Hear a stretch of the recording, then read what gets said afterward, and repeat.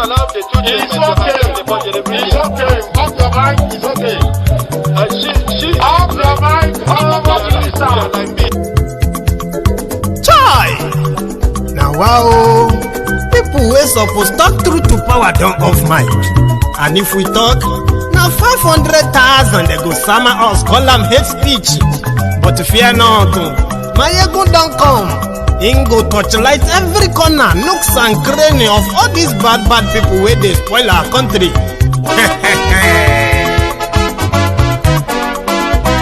So my people make we laugh, oh, yo, yo.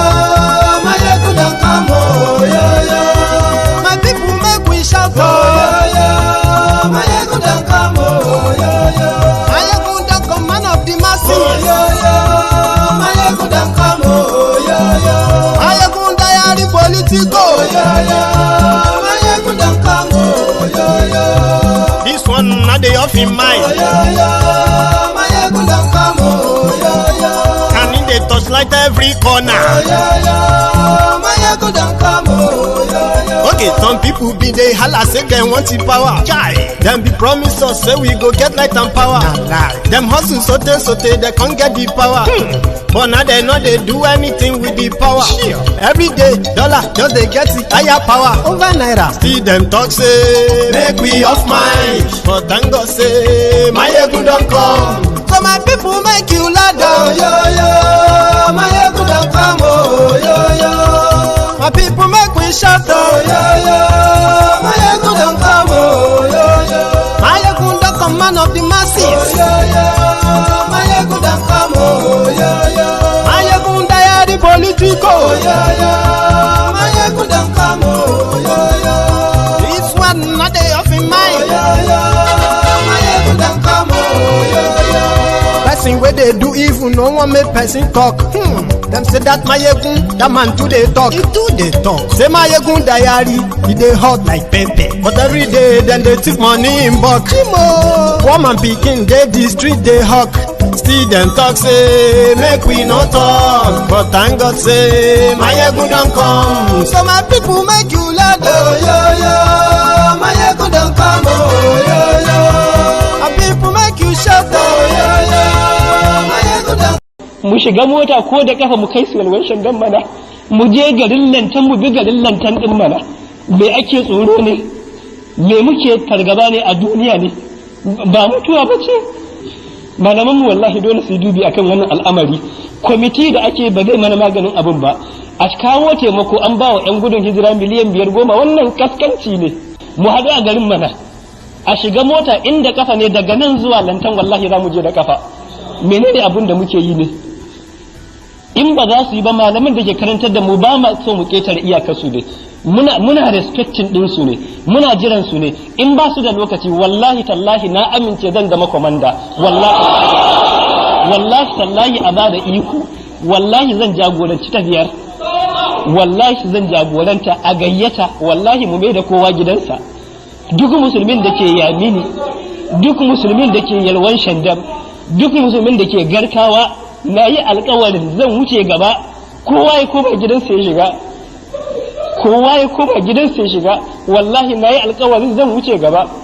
Na yi alkawarin a kashe ni akan addinin Allah, na amince. Na amince a nan ma a kashe ni akan addinin Allah, na amince. Na amince. Me muke yi ne a rayuwa? Wannan kaskanci da muke cikin me za mu je mu ga Allah gobe kiyama a kayansa. Mutane ana ta koro su na ajiye su. Sahabbai ba haka suka rayu ba. Malaman sunna ku ne malamanmu, ku ne iyayenmu, ku ne jagororinmu. Ba ma so mu ketare iyakar ku, ba ma so mu ketare abin da kuke gaya mana. Kaskancin da muke rayuwa ya ishe mu a rayuwa, ya ishe mu a cikin rayuwar da muke. Ba a mana magana ba aka rusa masallaci a Numan, musulmai suna kuka makiyin Allah ya ce a rusa, babu wanda ya magana. Mutane sun zo sallar juma'a ana sa wani masallaci gireda a kasar da a garin Numan. Me za mu je mu gaya wa Allah?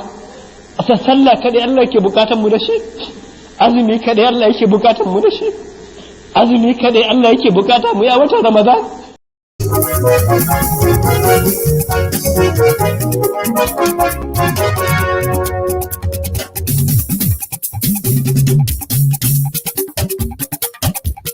Hello there.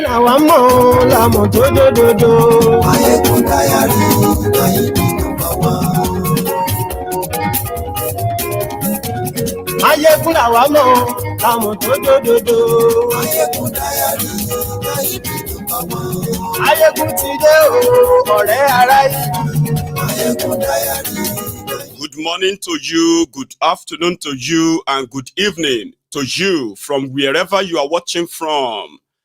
This is Maiyegun live.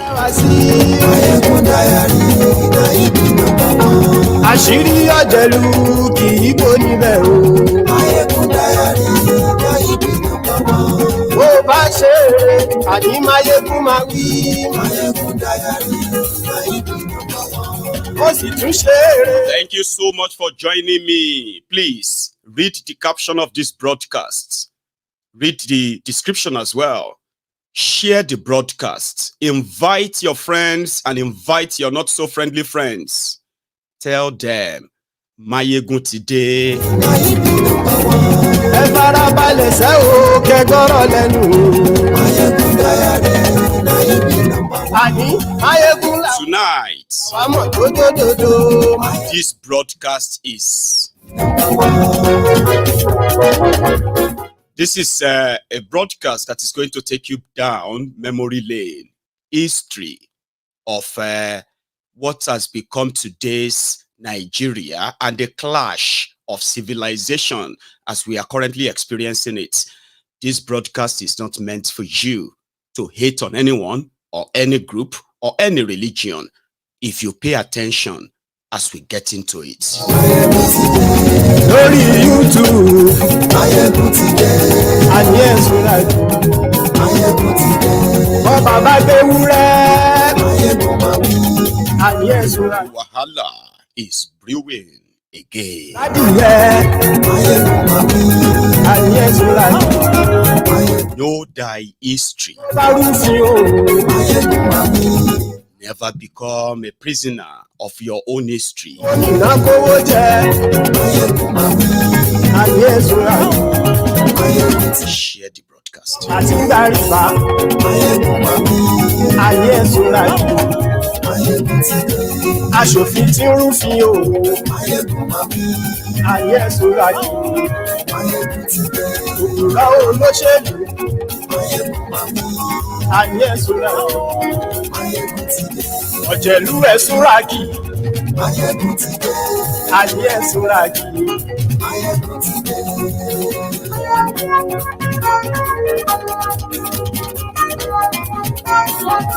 Maiyegun ti dé. Mo ti dé. So good morning to you, good afternoon to you, and good evening to you from wherever you are watching from. Again, this is Maiyegun live. A lot of you who have sort of been following the latest developments, especially the roundabout turn that the terrorism act of the Fulani terrorists in Plateau State and across the Middlebelt part of Nigeria in the last 24 hours, they have been trying and trying to gaslight the victims. In fact, there are those who are beginning to kind of remind us that, yeah, this is happening, but it's not just the Christians that are being killed. Muslims are being killed too. It is not the first time that this kind of a gaslighting is going to be played. Others are sort of resorting into a sort of, a defensive mode, because to them, talking about this is like singling out a particular group of people, or is such an coordinated attack on Islam. You see this broadcast this evening, I am going to call white, and I'm going to call black. But just for the sake of those who really want to be, who are interested in this with an open mind, those who are not here to defend either of the group that I'm going to mention in this broadcast tonight. In Nigeria, history was completely removed from our curriculum. Where the history were left, they were completely manipulated and totally misleading, and for a purpose that a lot of us didn't know until we grew up to find out what is wrong with Nigeria. A lot of us came to conclusion that yes, as it is currently being kind of postulated, obviously, we were not meant to be together as a country. And why? It is simply because culturally, traditionally, and so many other ways, we are totally incompatible. But we all know why we were forced together to be made a country. In Nigeria, everything is into two. You have the north, you have the south. You have the constitution for the south, you have the Sharia for the north. Everything there is like into two.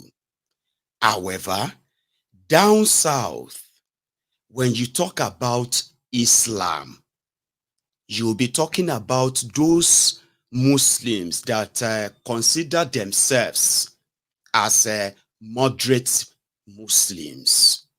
Those are the ones that will never even kind of mute the idea of killing anybody because of their religion.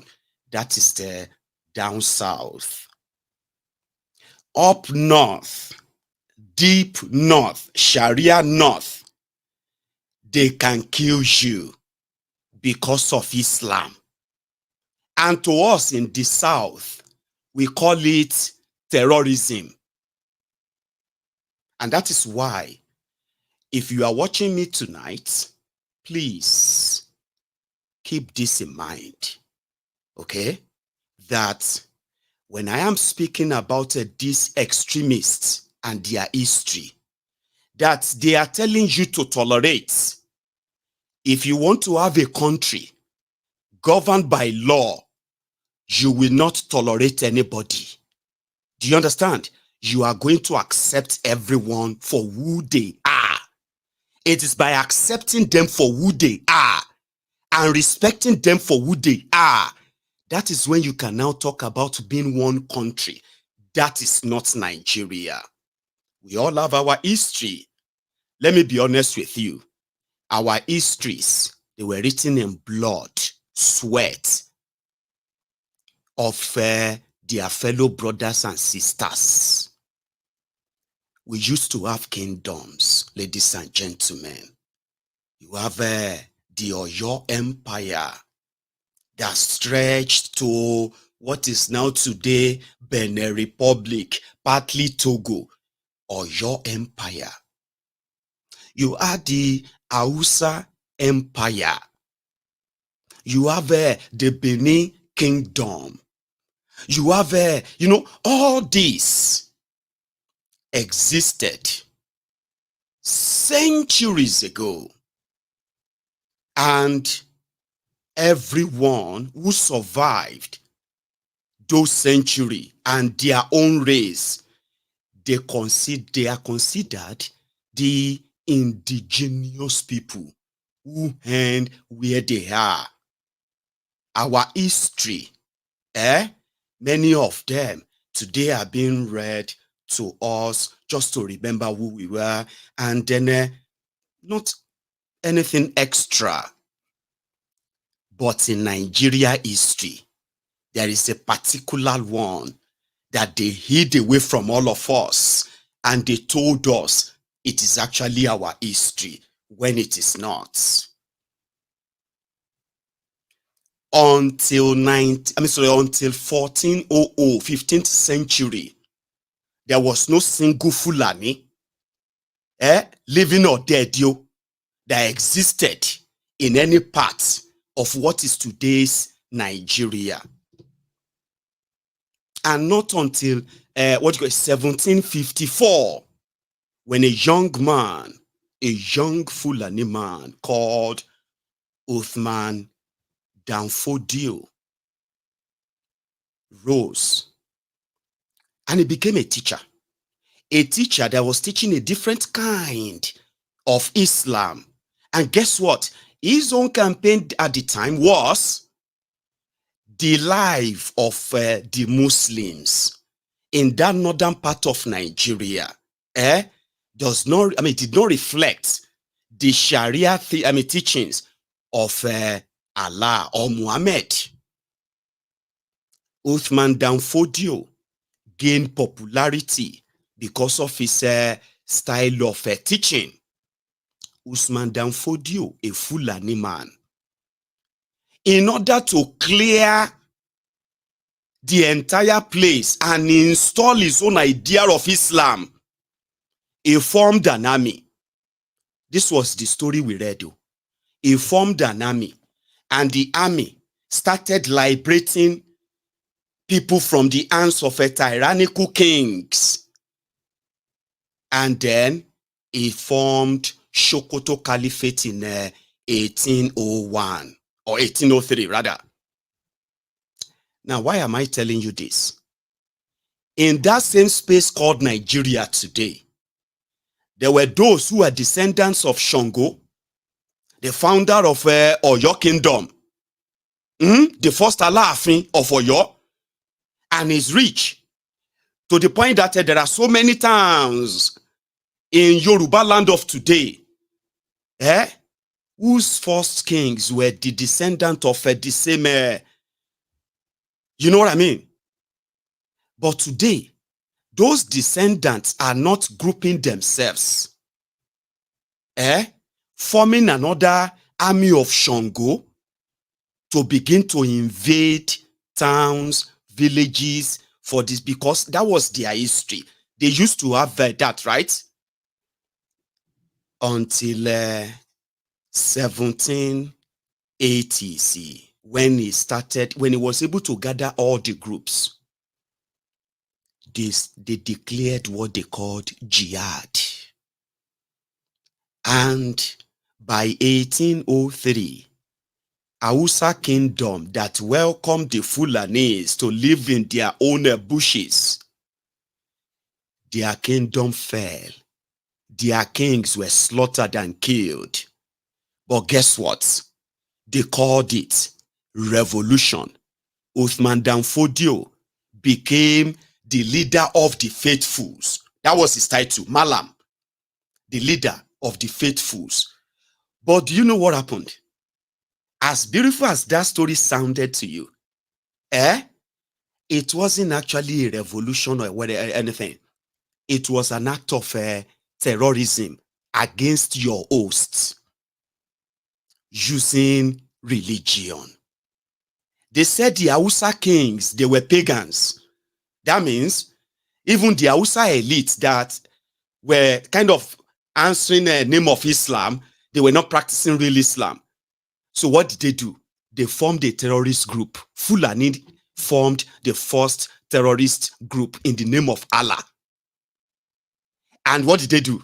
Like you are witnessing today, they started invading the same communities they've been living for the past 100 years. What did they do? They began going after their kings. Because what happened?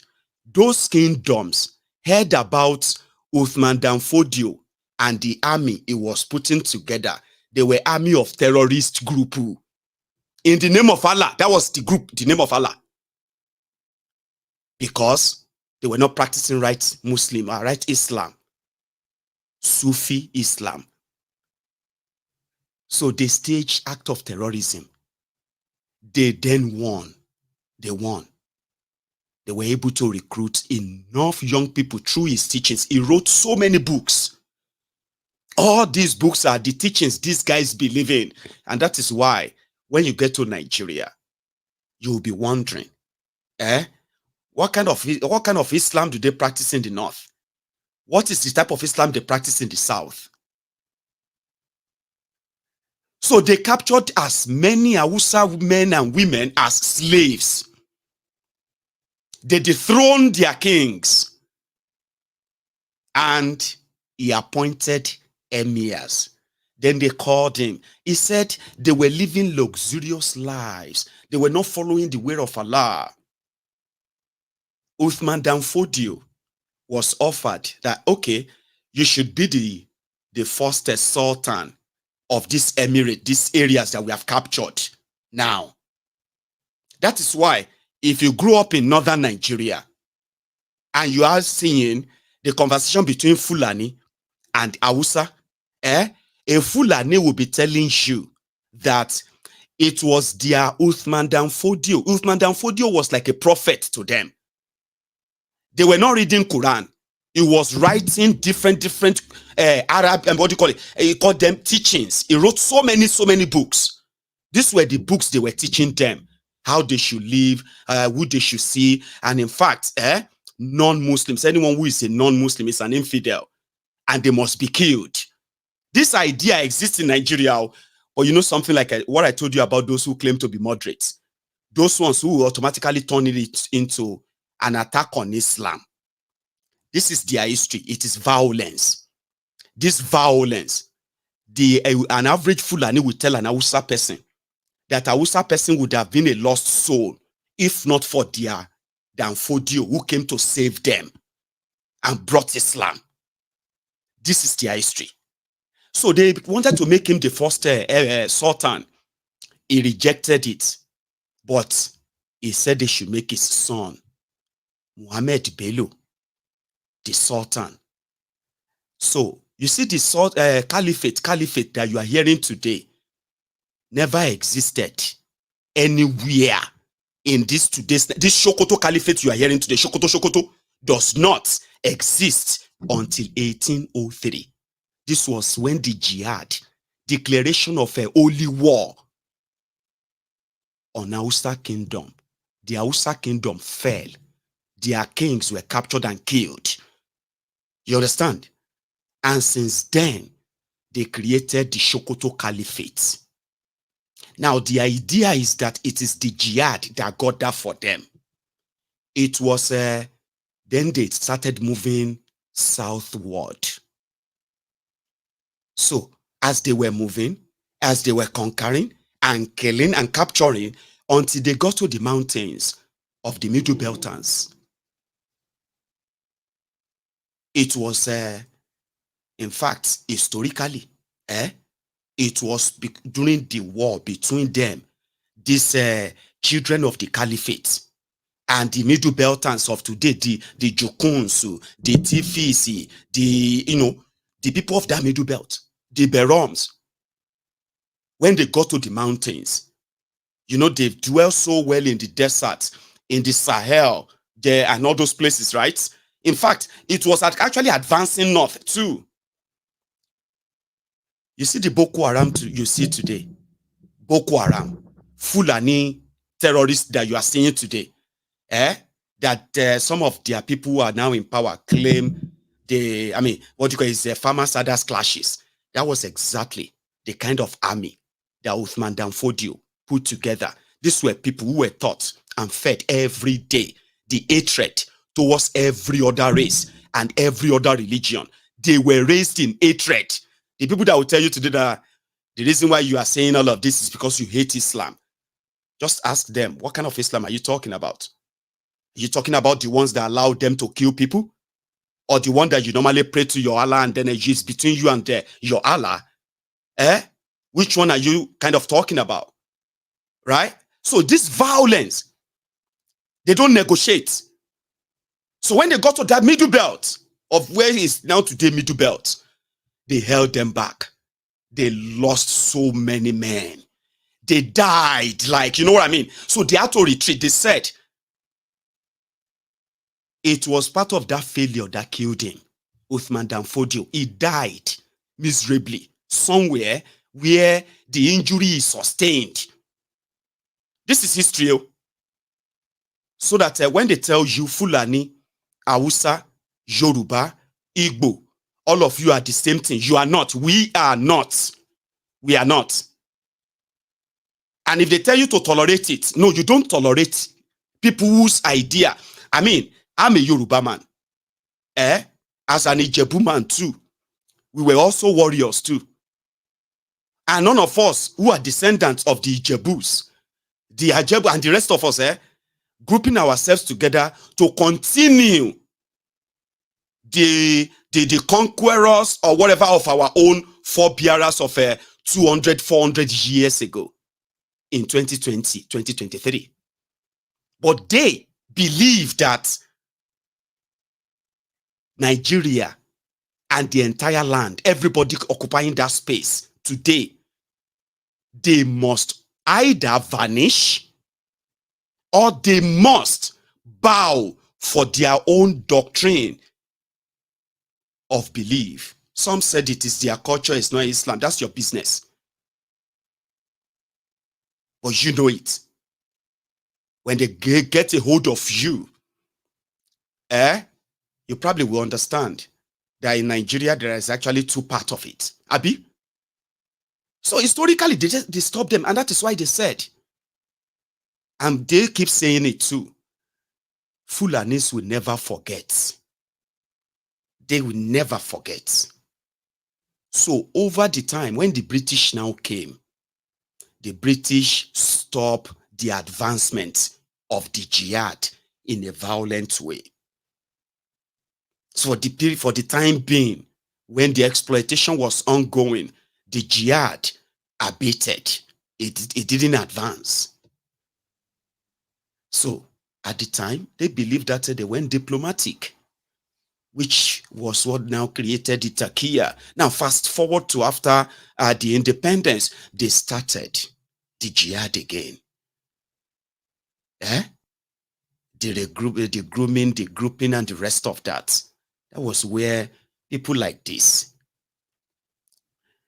Now, I am pointing this out today because even in the same northern Nigeria of today, where Hausas, either Muslim or Christian, have been slaughtered for one reason or another by this Fulani jihadists, they are the only people who believe that all of us, whether we like it or not, we will bow. Do you understand what I mean? There is no amount of education that you might see some of them have. Do not be deceived. And that is why the advantage they have in Nigeria of today is that they could easily just disarm us. All right? Disarm us, weaken us, and the rest of that, and still get what they want to get. But people know better. So if you are within the middle belt part of Nigeria, and you are caught up in what is happening today, and people are trying to gaslight you, here is the point. For those of you who knows that the real agenda against your forebearers, your own ancestors, the ones that killed Uthman Danfodio, the ones that stopped his jihad, your forebearers, the war they fought is what you are now fighting now. And as some of you have seen it, you are on your own. It is even worse now. Back then, all of the smaller ethnic nationalities, the bigger, the smaller, everyone, they were able to team together and they held them back. And that is why their caliphate of 1803 did not expand beyond where they are today. But what else did they do? They have started, especially under Bokuwari. When you go from the southern Kaduna, and you start tracing it downward, and then you go back to the Benues, and you go straight to the plateau, and the rest of that, you will see so many places that are already occupied, and people are being stopped to go there and flush them out. In their book, they call those places ungoverned areas. So today, people who are kind of trying to gaslight you, like, you are just trying to hate the... No. This is their history. And if there's anybody today who is deceived with the other intention, in fact, people like Isa Pandemic, Isa Patantami, became famous for pointing that out. Like, why did it take so long for them to have kind of conquered the plateau and all these areas? What is taking too long? That he was even ready to lead the jihad. These are not, Fulanis are not indigenous people to anywhere. Not even in the Hausa land where they are currently, they have emir, they have sultan. Do you understand? They are not indigenous anywhere in today's Nigeria. So why would the Fulani want to wage war in Plateau states?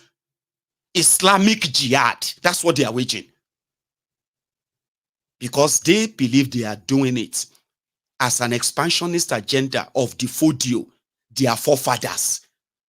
You, all of you who came from Oyo Empire, you should be fighting war too.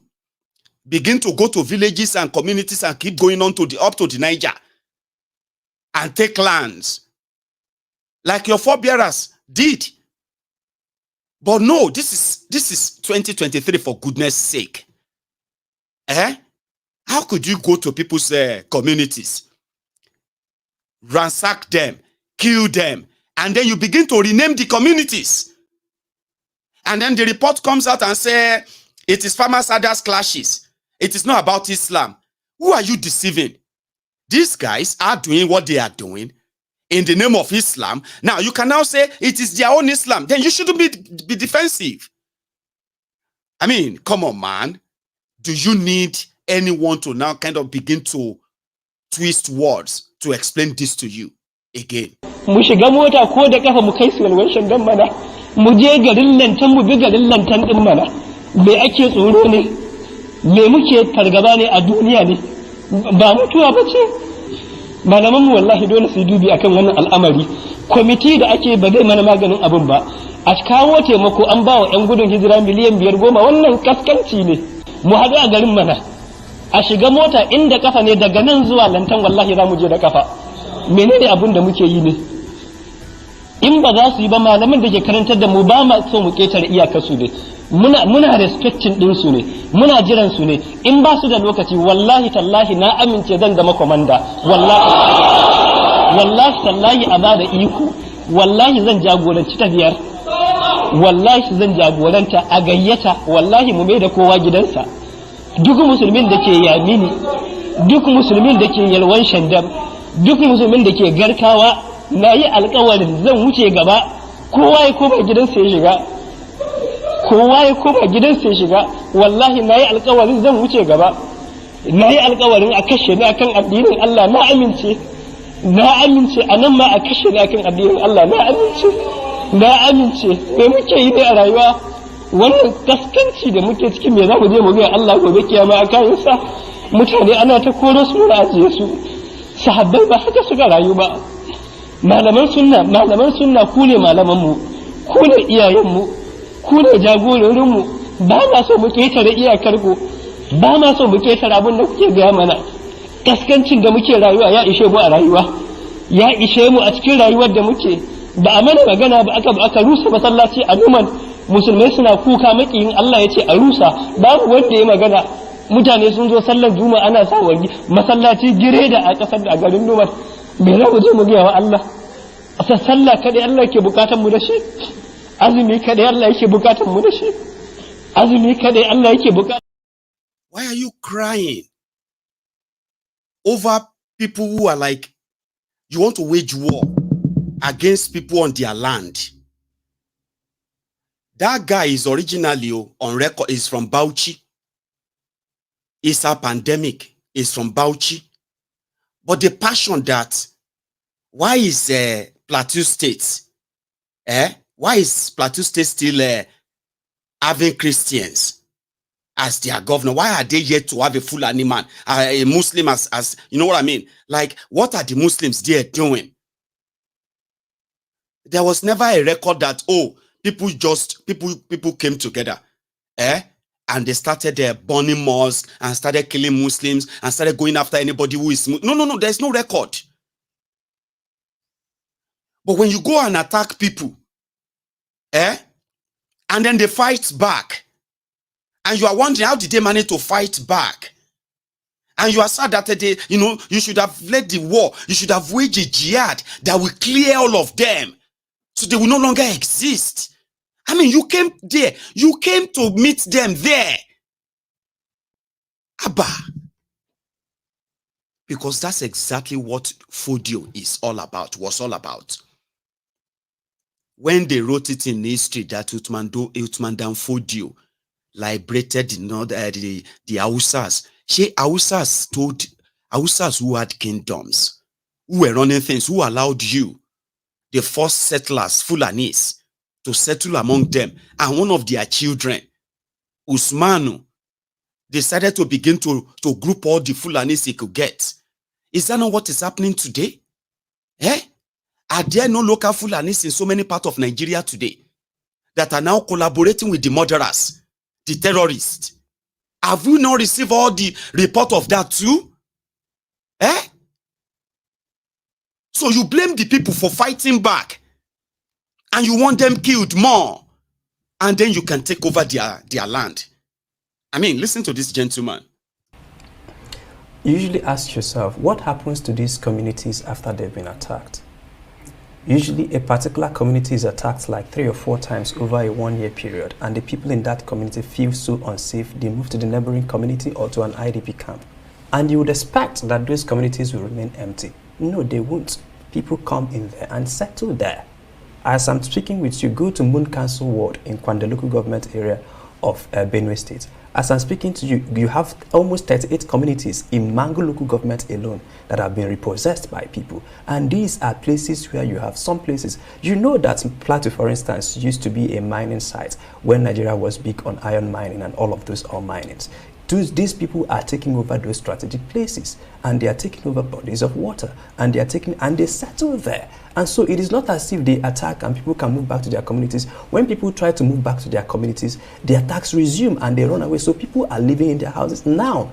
And then if you go back to the so it's a case of attack, sack, and replace. And then if you move a bit further to see the modality and in the upcoming census, NPC is not going to be accounting those demolished houses. NPC is not going to be counting them. NPC is going to be instead counting new settlements close to those demolished houses. So there is a serious problem you have on your hands. It's beyond what is being painted by the media. Let's still stay on the cause of the problem. And you find a community who they will tell you they are coming, and they come, droves, in some cases 250 people.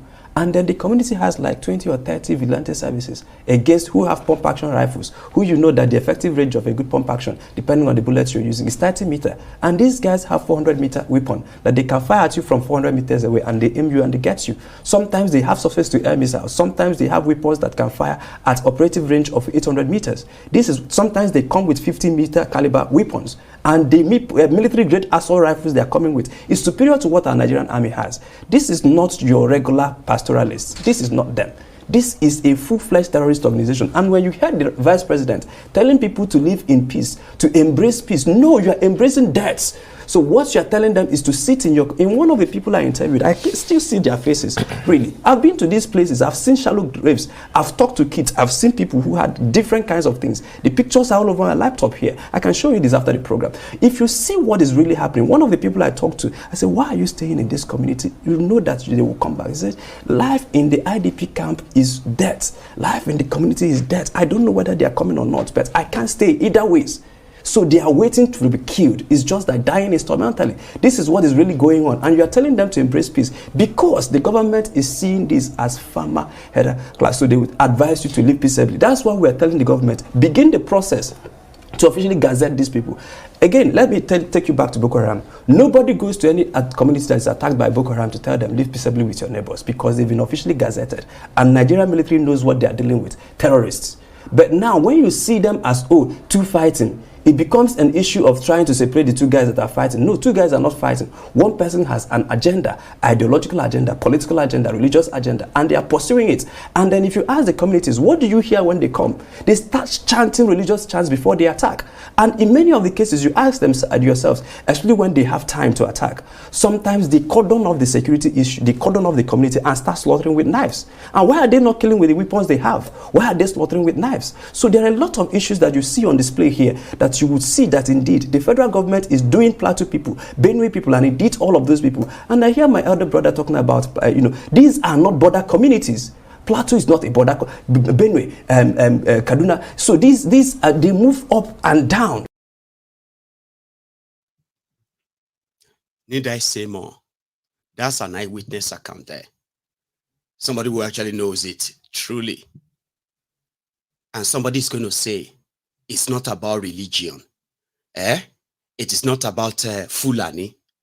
It is just people, communities clashing from the comfort of your room. You think it's actually clashes.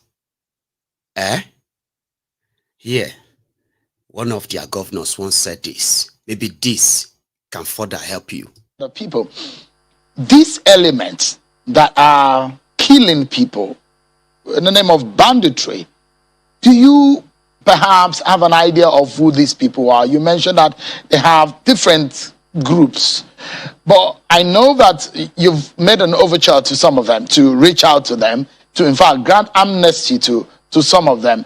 Who are these people in the real sense of it, Governor?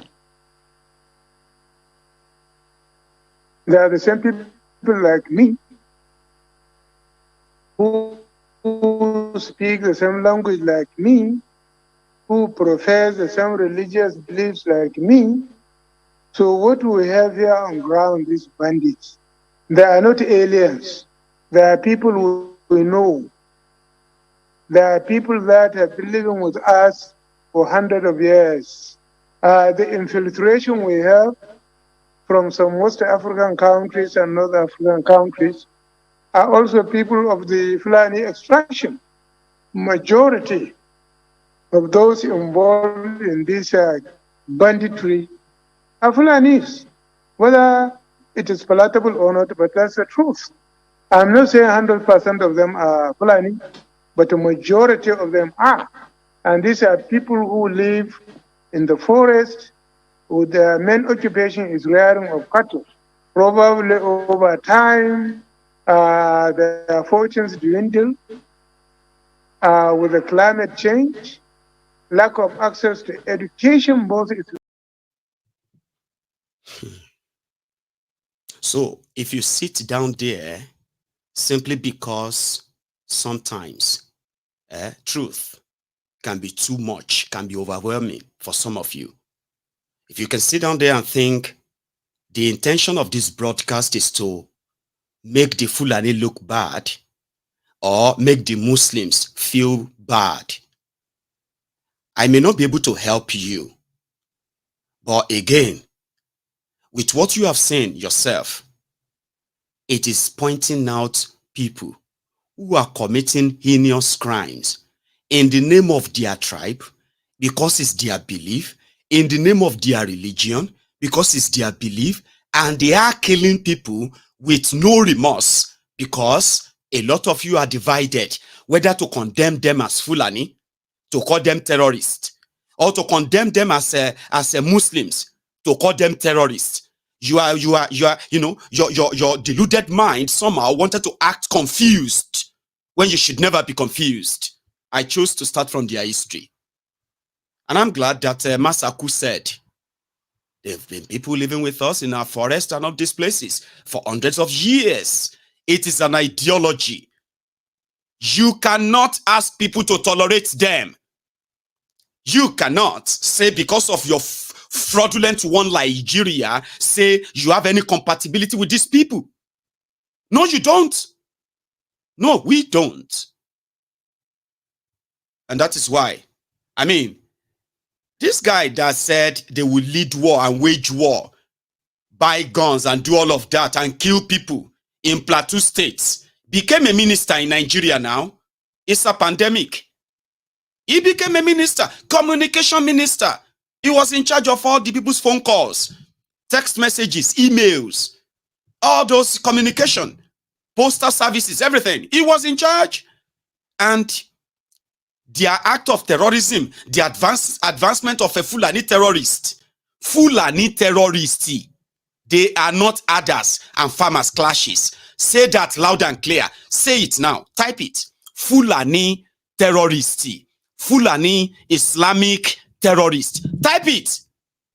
And do not let anybody gaslight you. Because easily they can tell. Now they wanted to make you feel like, hey, but they are killing Muslims now. Oh, really? So you want to tell us that now? Right? So that can just make that what they are doing means that, they are democratic about it. They want people to shut up. They want to shut people. They want to shut you up. They want you to feel guilty for pointing out the danger they are asking you to live with. How do you live with somebody like this? haƙƙi ne akan malaman musulmai, haƙƙi ne akan 'yan siyasan musulmai, haƙƙi ne akan ma'aikata gwamnatin musulmai, haƙƙi ne akan jami'an tsaro musulmai. Dole su tsaya su ga an bi kadun jinin 'yan uwanmu da aka zubar. Dole su tsaya su ga an bi kadun 'yan uwan jininmu da aka cuta. Jinin alade ya fi shi daraja. Duk da yaran nan 'yan Boko Haram sun yi laifi, amma kisan da aka musu adalci ne. Ka duba yadda ake kwantar da mutane, yadda ka san aladu ana harbe su. Idan sun yi laifi me yasa za a extrajudicial killings? A kai su gaban hukuma mana a hukunta su. Ka kama mutum yana kwance kana kashe shi. In ba musulmi ba ake wannan. Mutanen Niger Delta sun yi wannan, sun kashe jami'an tsaro, sun saci mukamai, sun kashe turawa, sun yi kidnapping turawa, amma kun karbe su, kun bude musu ministry, kun sa musu minista, kun ba su albashi, suna daukar salari ba sa aiki.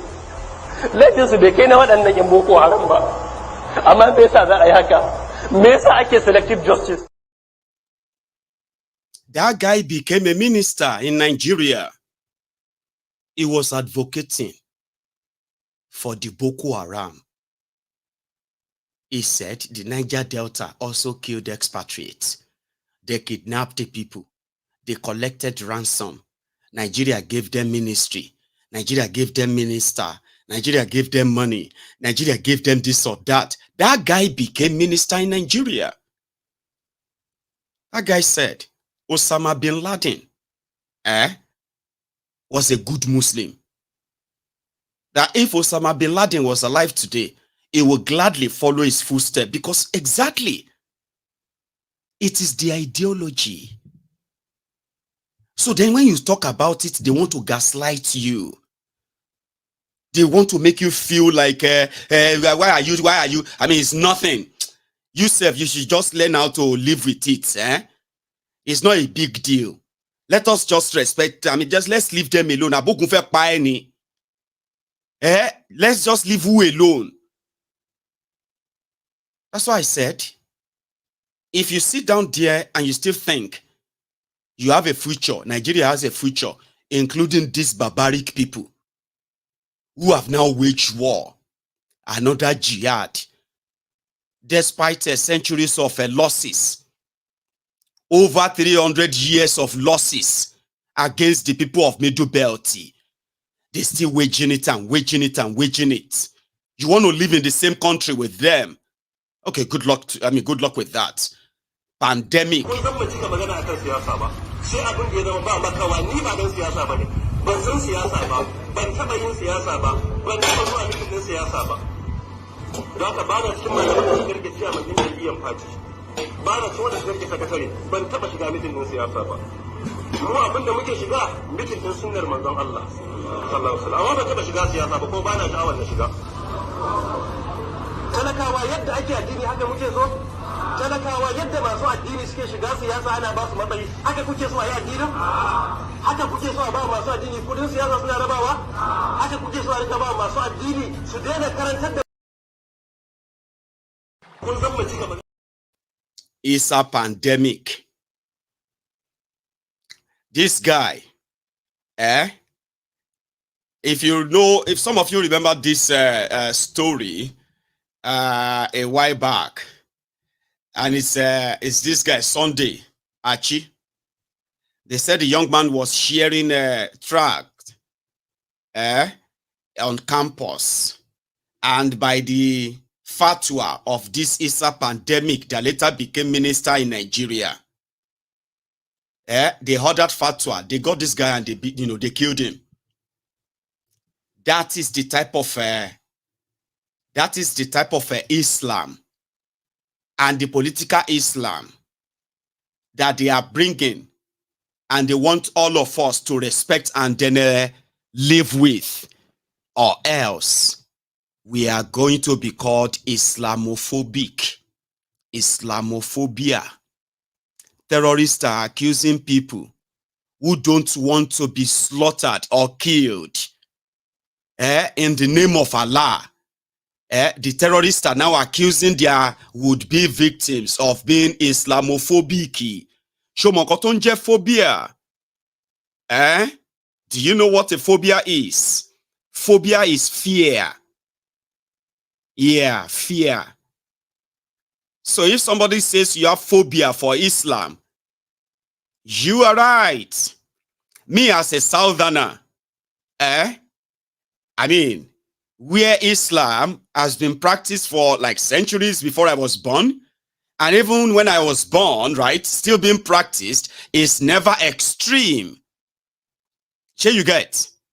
Nobody get killed simply because somebody says something about Allah or Muhammad or the Quran, or they do something that offends you, then the next thing is to kill them.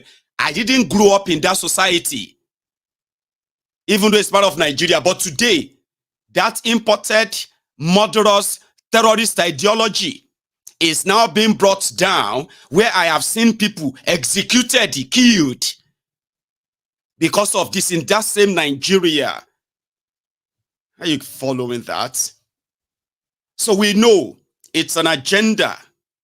In other words, right, they know themselves what they are up against. So if you are facing them, like the people of Benue, the people of Middlebelters, and the rest of you like that, when they are discussing the breakup of Nigeria, you should be at the forefront.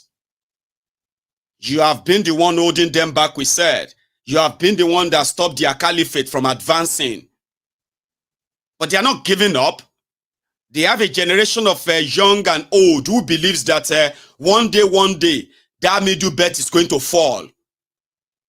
You see this yellow place? Everything will be gone. And then you see all of us that are down south. It's just going to be a matter of time. Shebi Tinubu has given them in Lagos State the power to start a Sharia court. So very soon, we are going to have a Sharia court in Lagos. So the people of Middle Belt are still those who are holding everybody down. I mean, holding them up So if you now have a chance of discussing the breakup of Nigeria, would you join them and start shouting one Nigeria, one Nigeria? Would you? I wouldn't. Because you see where I come from in the south, where it is a live and let live. Okay, if you do anything, Allah will deal with you by himself. So I'm not going to become a murderer for Allah. You will never see that, especially in Yoruba land. Before this imported murderous terrorist idea enter Yoruba land, I'll show you what Islam is like in Yoruba land, in the southern part of Nigeria, where we don't kill people or threaten people because of Allah, Abi Muhammad, or anybody. Now, you can call it your culture. You can call it whatever it is. But this is how Islam feels like in the south. If you understand Yoruba, I'll give you the English version. Wassalatu wassalam ala rasulillah il-karimi. Ni wato le tuwali adi ati dabua. Wato mato le bo ba ma kakaba e o le kakuli ayu alikabiruna. Akramakallah. Wa tuwali adi ati dabua fún wa. Àwa wí ẹ wá wí woro lẹ́nu. Ẹ má jẹ Christmas. Tí rẹ̀ sì ti wọ́n 52,000 per bag. Ẹ má fi ebi pa àwọn èèyàn, ẹ jẹ́ wọ́n jẹ ìrẹsì. Àwọn èèyàn ń retí oúnjẹ, ẹ jẹ́ wọ́n jẹ ìrẹsì. Kí ló dé wá sí yà? rice 52,000. Ó ti di 57 kò parí. À ń bá a lọ́nu. Ara kó rice 100,000 bí à ń bá a bọ̀. Ẹ̀rọ ọlọ́nkẹ́ ń jẹjọ́ tá a wé kó tá a wá mọ̀wé lọ́ba pè mí ẹ̀ ló ń bolẹ̀ wà mo wà lọ́nà Èkó wọ́n ní agbé báàgì ráìsì kan fún mi mo ní ẹ má gbé lẹ o ẹ má gbé lẹ o ẹ̀dì ẹ̀yìn bùtù wọ́n pè mí bá dẹ́dẹ́ o aago 12 òru tí mo dẹ́dẹ́ mo pè ó ní mo ti sùn mo ní dàkú kẹ́mi náà ò lè bá ronú sùn wá já ráìsì fún mi náà ní n tó ti dowó ọwọ́ aláwọ̀ èèyàn ọmọ jẹ́ jọmọ fọlọ́run bí Ọlọ́run nífẹ̀ẹ́ bí pọ́ bí wọ́n bá gbé fún ọ jẹ́ o kọ́ ọ tọrọ rẹ̀ ní ọ̀dá o ẹ̀ ń ta ko mólídì ìní ẹ̀ ń sá fúráìsì méjì ní ìsìn fúráìdì àti jọ̀lọ́ọ̀fù àjẹsọ́lọ̀ ńlọ́rùn bẹ́ẹ̀ lómi bá ti jábọ́ méjì tó dàpọ̀ ní ìsìn tó mú mi sí oorun alẹ́ ti dúró ọ̀wá ni ọmọ wà bíi mólídì àsọ fẹ́ febi pa ni. They sound funny, but let me tell you what he's talking about. He said some people are saying in Islam you should not take food from Christians. For example, Christmas food. As a Muslim, it is haram. Don't touch it. And it was like, what kind of nonsense is that? Especially now that food is expensive in Nigeria. A bag of rice is about 57,000 naira. So somebody now bring you food. You are saying it's haram because you are a Muslim. Are you okay? Then he used himself as an example too, like, he was called when he went for a program in Lagos, right? And he received a phone call that somebody just said they should give him a bag of rice for Christmas and all that. And he just told them that, and they said they wanted to drop it for him since he's not at home. So he quickly told them that don't drop the bag, don't drop it. When I get back to Ede, I'll call you. You can bring the bag of rice. So that when he got back to Ede, he called the person in the middle of the night, and the person said, I'm already sleeping. I will see you tomorrow. And he said, see, if you want me to also have a very good sleep tonight, bring the bag of rice to my house now. And what nonsense is your Islam says don't do this, don't. That is not us in the South. So now that kind of person, you will now say they should come and help you go and kill Christian in the name of Allah. In Yoruba, who has such time?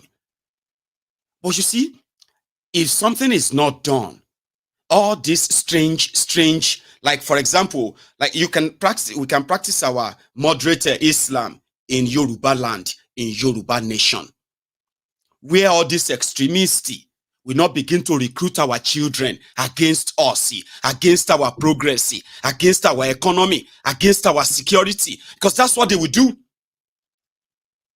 Recruit them against their own destiny. Give them guns. Put hatred in their hearts. In the name of religion. I, as a Yoruba person, that is scary. If I see what they have turned young people into in this northern Sharia north. I mean, come on, man. So if you have a chance that says no, everybody they go their separate ways, why would you want to, like, if that is who they are, which is who they are, then the people of Middlebelt can have their own country, put up a proper defense. If they burn their papa well, okay, let them face the Kwara Rafa National Army, kind of, not Nigerian army. The Nigerian army that is infiltrated, Nigeria security system, infiltrated, Nigeria political leadership, infiltrated. The people are on their own. They cannot be defended. Now they won't even let them defend themselves. But if everybody stay dead their day, if you do caliphate of Uthman Dan Fodio because your generation says you need to keep your expansionist agenda, you need to conquer places. Alaye, you cannot conquer anywhere. It's a mirage. And for those of you who are currently at the borderline, at the war front, the Middlebelters, I am happy today that a lot of you are already rejecting the idea that you are northerners. Because you are not. No, you are not. The idea of a one north is the idea of Uthman Dan Fodio. You are like chicken that somebody is rearing. They say, oh man, look at all these chicken. They are looking great. They are looking cool. But whenever there is Christmas, they go take all of you, go market, slaughter you. That's the way they see you. And a lot of you are saying it today. I know they are gaslighting so many of you. Don't back down. You see, use everything you have to defend yourself. To them, it is jihad. If you go and begin to talk about they are negotiating peace, let us all talk about peace. Don't listen to motherfuckers that tells you anything about we need peace. You are not the aggressor. Remember that. You are right there on your own ancestral lands. You are there where these people that used to hang in your forest started there creating hamlets. They started creating communities and they are waging war against your communities, chasing you away. And all of that. They came there. You are not the aggressors. So therefore, you will use everything you have to fight this. And let me tell you this. Some of us who are down south, we sometimes don't understand the danger that is actually lurking around all of us. Some people don't know that ungoverned area means areas where the terrorists have succeeded and they have chased the people away. So the people can't go back there. Like that young man explained earlier, they won't go back into those areas. So when they begin to do the redrawing of their demography, this or that, all those communities will disappear in this your one fake Nigeria. And it can happen like that, like 10, 15, 20. It takes, you know what I mean? And according to them, they have all the patience in this world. So if you are from the Middle Belt and you hear them talk about breaking up of Nigeria, at this point, you should stop lying to yourself. Nobody has any future in Nigeria. You cannot live with your killers and they won't let you defend yourselves. Or when the civil war will start, it will start from yours too. Because one of these days, you will know that your ancestors understood one thing, that no matter how mad this their ideology of Islam is, their conqueror mentality, here you get, number one, they don't have the number to overrun you. We heard that's the same story. You see, when Uthman Danfodio overran the Hausa land, like the terrorists of today, like the way they normally do, they go in their hundreds or thousands. So it's like sending about 1,000 or 2,000 armed terrorists to invade your town. How many of you are going to, like in the middle of the night, how many of you can escape them? That was how Uthman Danfodio overran the north, though. But nevertheless, he was unable to use that same number to overrun you all this way. So you are not hating the Fulanis. Listen to me. This is not you hating the north. This is not you hating Islam. This is not you hating Fulani. This is you defending yourself under the aggression of the terrorist Fulanis, Islamic terrorist Fulanis. They came there. They brought terrorism to you. This fight is not happening between the people of Plateau State versus Sokoto State. This is not the people of Benue versus Borno. These are terrorists who came to where you are to unleash terror.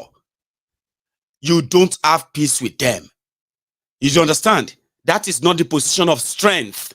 It's like somebody taking over your land, taking over your house, and then sitting down to say, let us negotiate how we are going to share it now.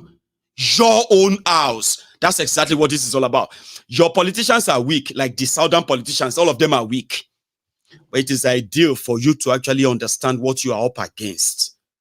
So that when you begin to figure out what you call the solution or what should be the way out, remember that you cannot live and coexist in a place with people whose ideology is that you are living on a borrowed time.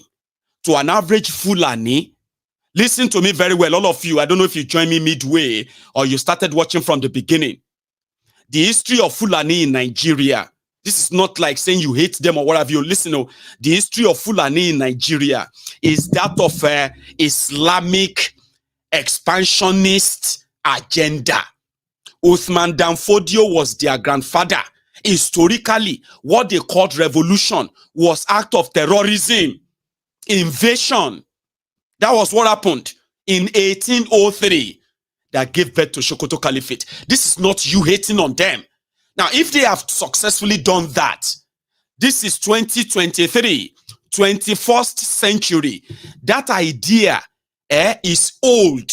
You cannot kill people and chase them out of their place, take over the place, and then begin to say, let us negotiate peace. That doesn't work that way. Your politicians are going to use all tricks to say they want to do peace. Don't listen to all nonsense peace. They want you out of that place. They want those places renamed. It is a belief. It's an idea. It is nothing to. It has nothing to do with. Don't blame yourselves, and don't let anybody gaslight you. Do you understand? The Fulanis are violent, and their idea is to take everywhere. According to them, it is the will of Allah. So they can use any means.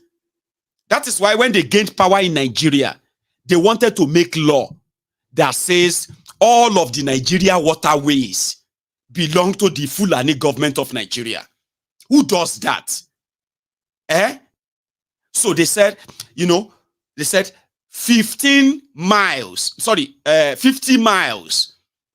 from every water in Nigeria. For example, wherever you see water in Nigeria, that water belongs to the Fulani government of Nigeria.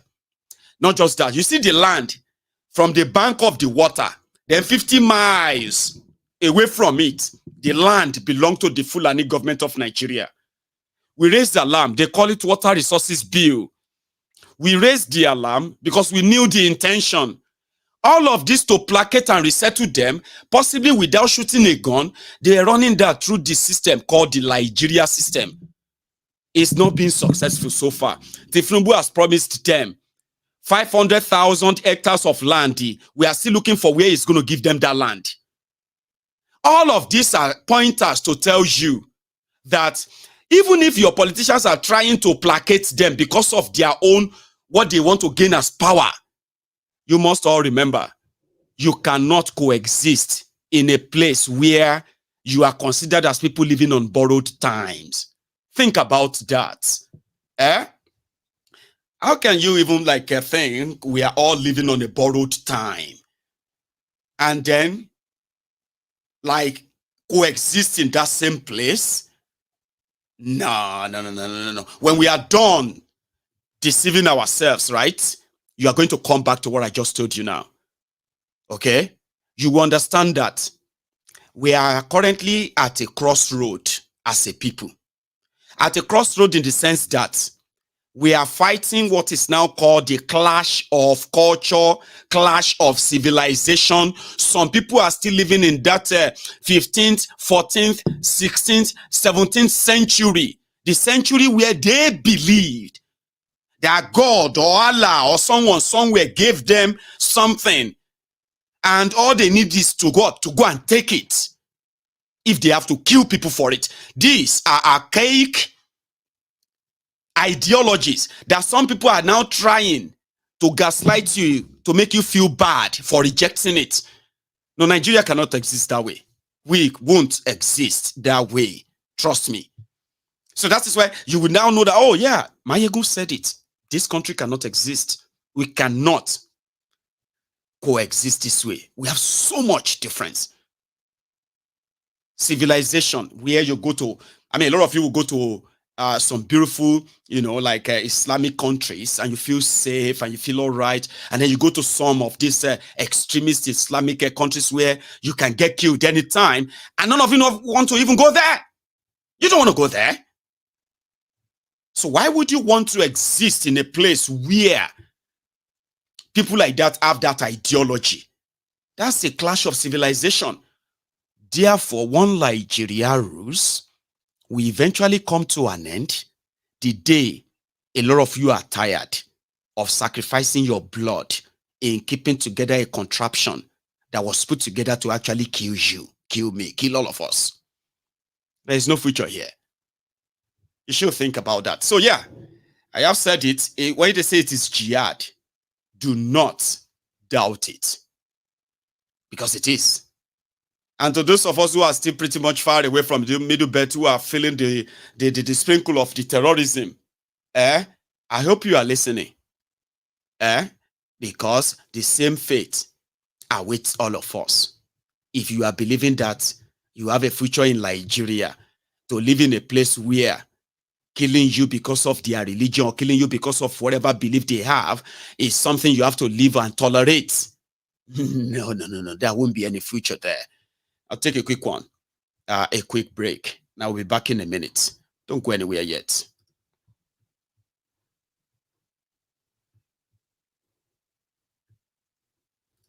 Continue. 70 years old man.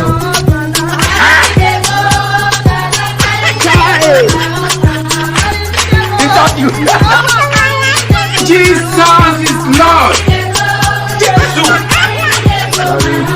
Is that you? Continue. 70 years old man.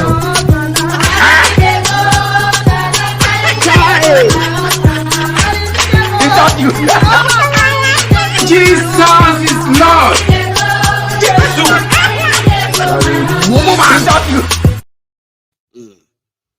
So going forward, somebody sent a clip still talking about insecurity, right? In Abuja today, the terrorists also struck and they kidnapped 39 people. They killed 4 people. And this was in Abuja, the Federal Capital Territory. Meanwhile, some who were like travelers passing through the Obajana, Kogi, and the rest, also saw people they call the armed robbers. Probably also kidnapped people, killed people. And it seems to be like your Nigeria of today. This is Lokoja Ajakuta Road. This is Lokoja Ajakuta Road. This is what is happening right now as I'm talking to you. I'm in a Lokoja Ajakuta Road. This is Ajakuta itself. This is Ajakuta. Things is happening. Armed robbers take over the whole road and the whole vehicle parked. And unfortunately, people are killing. People are dying. They were killing, shooting. They are shooting so politically. You can imagine the kind of people traveling. What they are experiencing is armed robber. Armed robber has blocked the road, Ajakuta Road. Ajakuta Road, please. Please, the security people should be alert. We need security around. We need security around. This is Ajakuta. Ajakuta junctions. Any vehicle you are seeing here, they are not here to buy anything. We are parking for safety. The vehicle here are parking for safety. Safety, parking for armed robbers. Armed robbers have taken over the roads. Armed robber has taken over the road everywhere. Traffic stands still. Traffic stands still. No movement. No movement.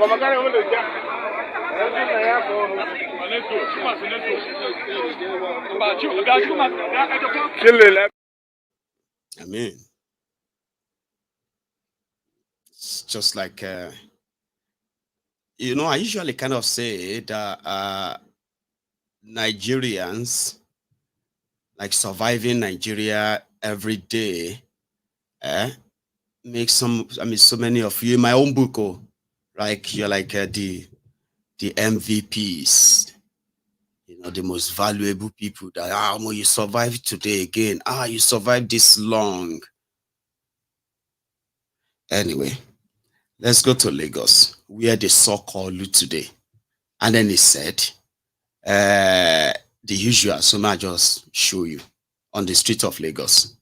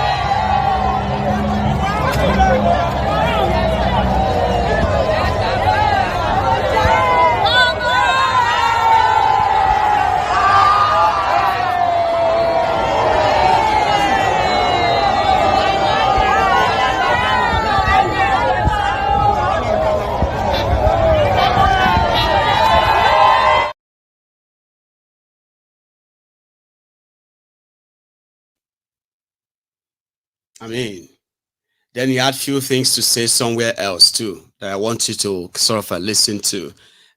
It's going to feed your children in schools next year, he said.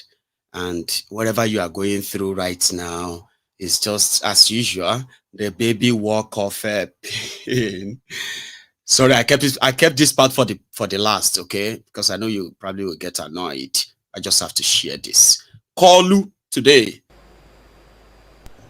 Power is transient. Only Almighty Allah gives power, and He is the only one who will take it. And we see the value of life. We see goodness in what we do.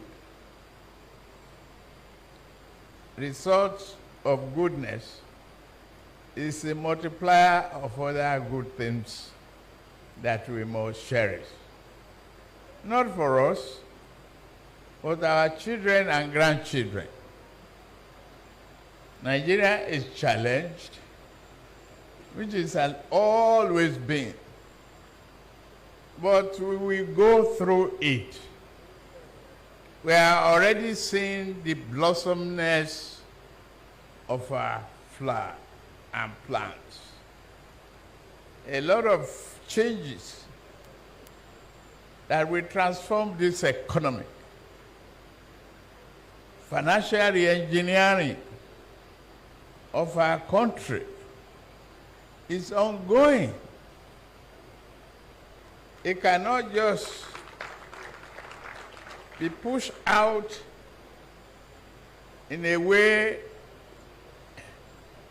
that you can command and conjure a situation. But we are determined to take Nigeria through the tunnel of hope, stability, and successful economic prosperity. We are doing that. Nigeria is in good hands.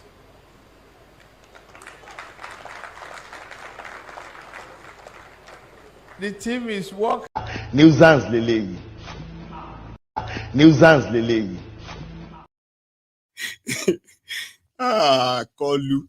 I should have warned you, right? Like, you can see the blossomness of our plans. Even if is the rigor of rigmarole. He said if you can conjure, you know, when you conjoin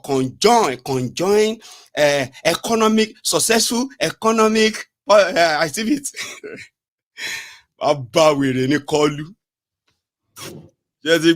Dollar is probably 1,400 naira to $1 today, while a pound is 1,600 or so today. But Kolu, right, can always use all those word salad. So the baby work. There's another one. Oh, see, there's another one. It's talking about the pain of childbearing. You know the sufferness we all of they suffer now, eh? It be like woman. See, women, you know the pain of childbearing. Oh, mommy, I don't want to know pain of childbearing. No. That people are going through. Yes. Yeah. Mothers here. It is a very good example of labor pain. When mothers are in labor, they go through very excruciating pain. But when they hear the noise of the baby and the baby is born, that relief is achieved. They forget the agony of pain. They cherish the smile and the voice of the baby. That is what Nigeria will be. I assure you, We will work hard to give you the best economy. Nuisance lele. Oh more women. So the pain of a childbearing, so is what Nigerians are still going to experience. More that pain. So then, once they hear the cry of the baby, which baby? Of the economic, something, Abi? But you women who have actually have children, you know what it means, the labor. So can you describe, do you think what Nigerians are going through right now has reached that labor pain or no? Like in your own way, women, use your, come on. I'm going to read the comments. You know, like the kind of pain that women are, I know is a very, very like, I can only imagine it. So some of you who are women in Nigeria watching me, tell me, do you think this hardship that this shege that you are seeing right now, can you compare it to that moment where you are like asking God, God, I don't want to do it anymore. No, God, I don't want to do this anymore. You know, that kind of pain. Do you think Nigerians have reached there yet or they are just on their way? Because me, I don't understand though. If Nigerians are still on their way to that kind of pain, long journey, Neo, call. Poverty. We are, and I want you to join the campaign to start the enrollment of our children into schools, building more schools, giving food to our children in schools, regardless. We have to grow more food. It is at the local government and state level. I cannot go on reeling out programs and intentions. See, let's be honest. Which program did you hear Kolu like really say anything sensible in the last 5 minutes? Regardless, the blossomness and what again? Let's be, give food to our children. We build more schools. Regardless what? I'm sorry, I just felt like I should come and ask, like, did you hear anything? Abi, na me no dey pay attention. Kolu, complete your statement, sorry. Poverty. We are, and I want you to join the campaign to start the enrollment of our children into schools, building more schools, giving food to our children in schools, regardless. We have to grow more food. It is at the local government and state level. I cannot go on reeling out programs and intentions here. But school feeding is an attraction for enrollment of the poor people in classroom, and to get them in classes, in education, is to reduce the propensity of poverty and terrorism. We need to fight it together. The state government is not a problem, but local government, as they look for independence, as they look for more power as a grassroots, you should take responsibility for those children at the grassroots too. But we are here to lift each other collectively and salvage Nigeria. I assure you, your campaign will not be in vain when we work together. Nuisance leleyi. Nuisance leleyi. A nuisance gidi call. Somebody said, what is he saying? Gibberish. Aye, that is how he talks.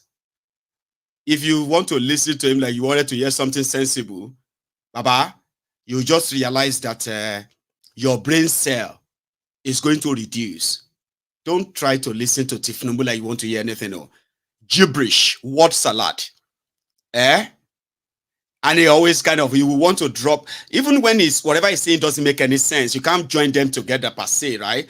But he will kind of drop all the word salad, fancy word. Yeah. So that people can clap. Then he also has a dementia as well.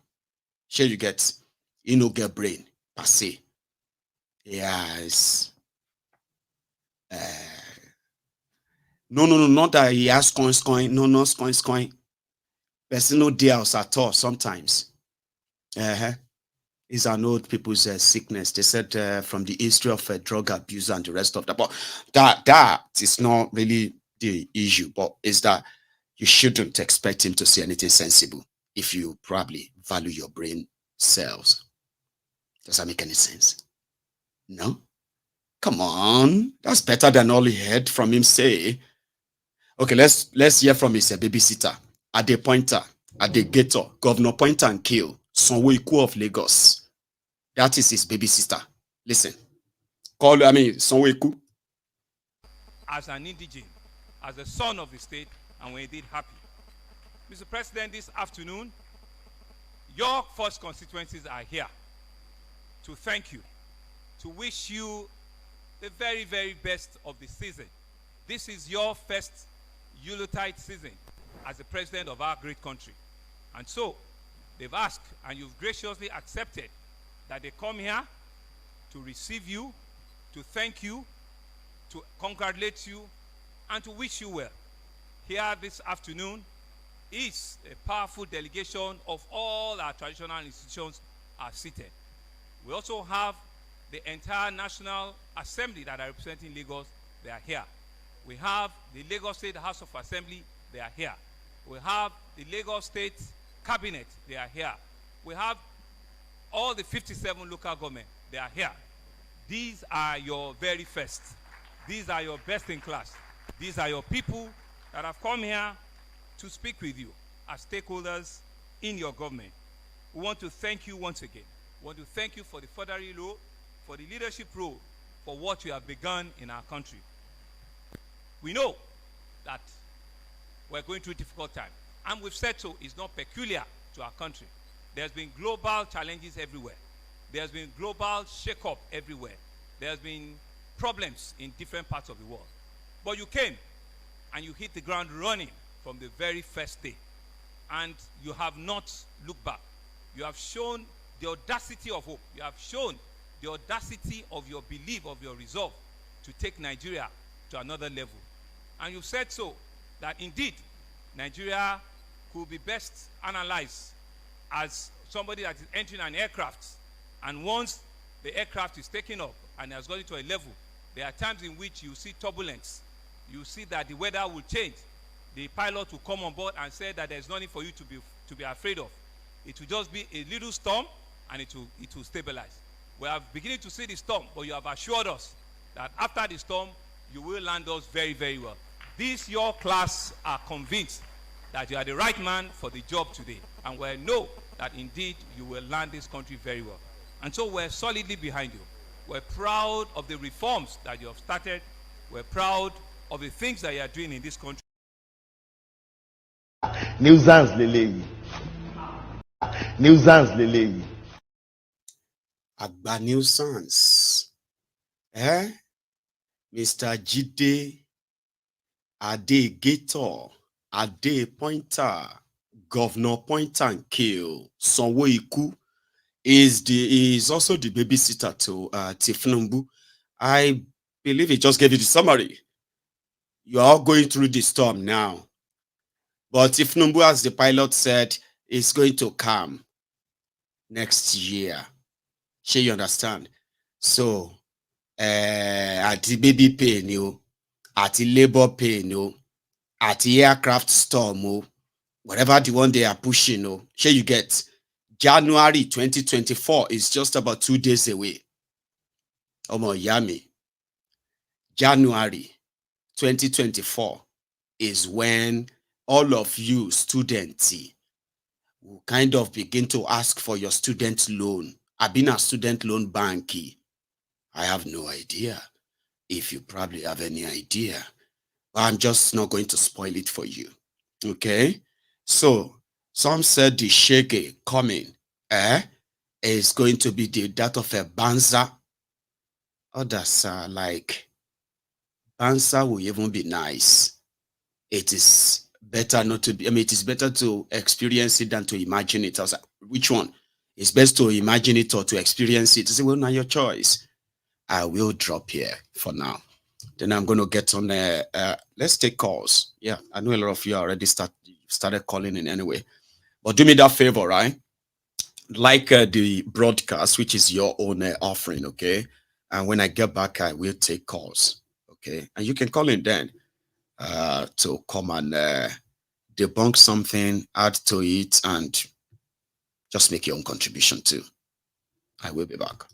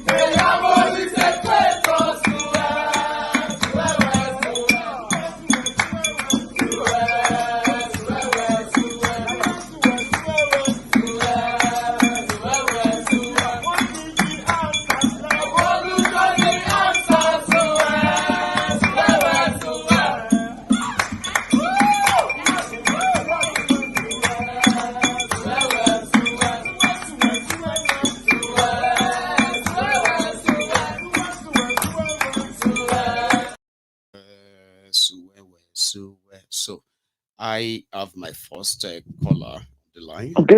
Good evening. Good evening, ma. Baba, Maiyegun, well done. How are you this evening, my lady? My name is Tito.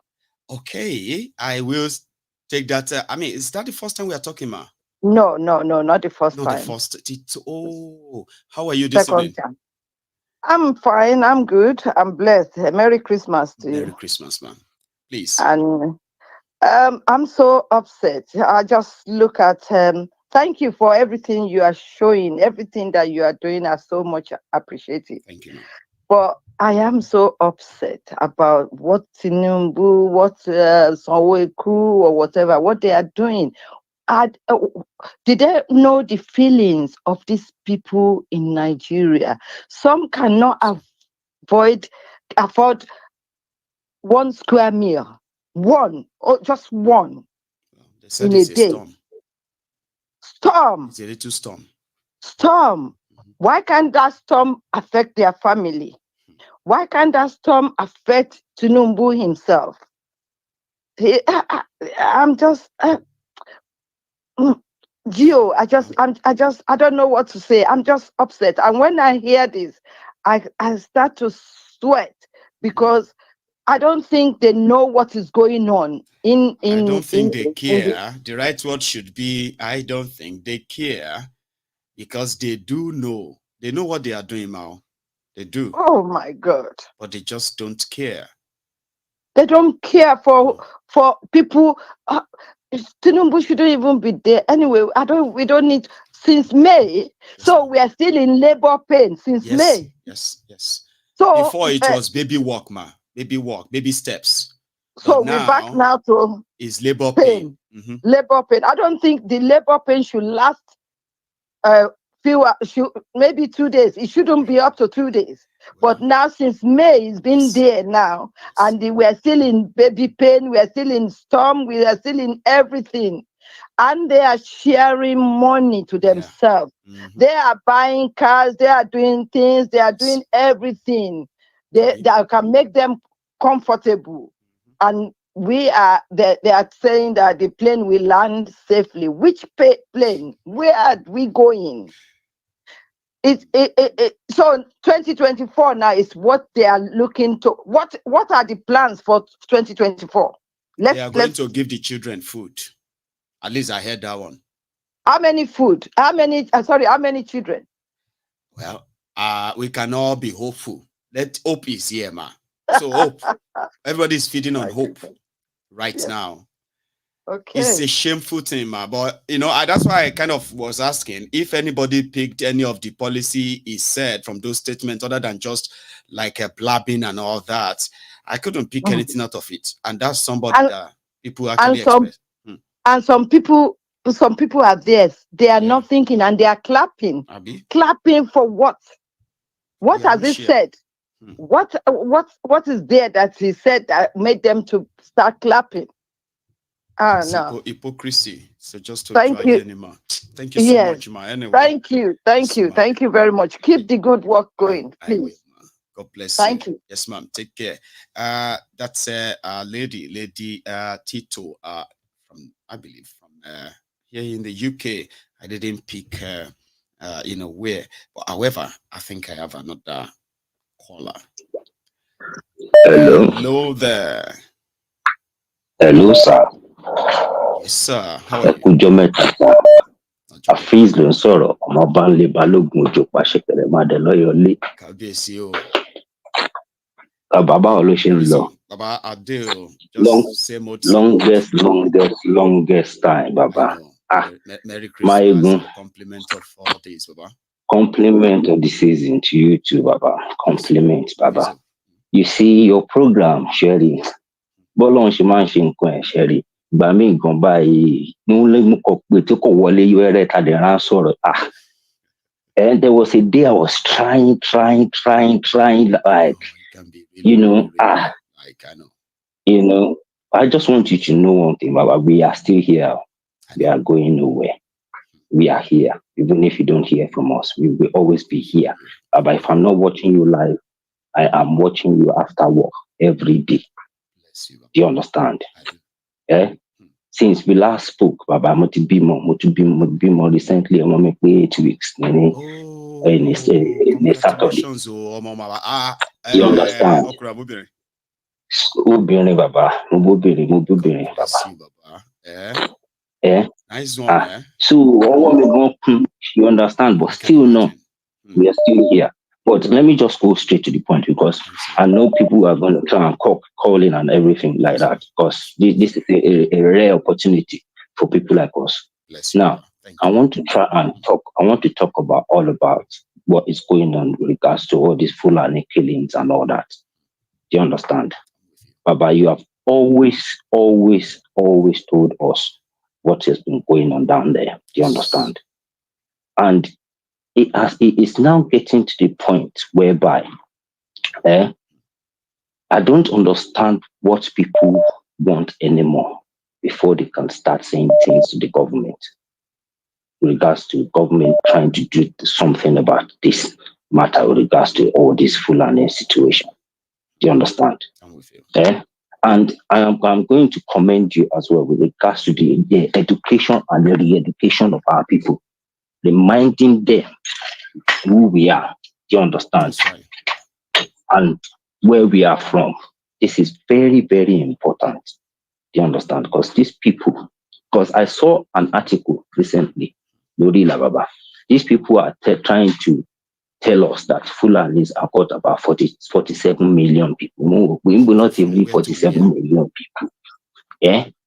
And Tedilano, depending 47 million people in Sahara Desert. Do you understand? So, and regards to Koluntie, did you see any of them talk about all the killing that is going on in Jos recently? You won't see them talk about anything like that. Do you understand? And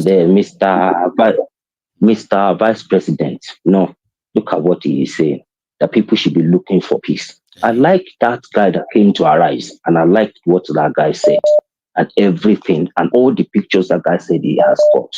Do you understand? The more people are talking about all of this killing, the more something would happen.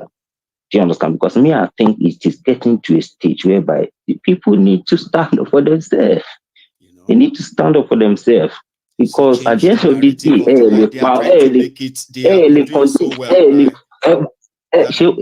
because they continue láti máa pa àwọn èèyàn, ẹ máa pa wọ́n kẹ́ wá expect pé káwọn èèyàn máa dìde pé kí ló dé.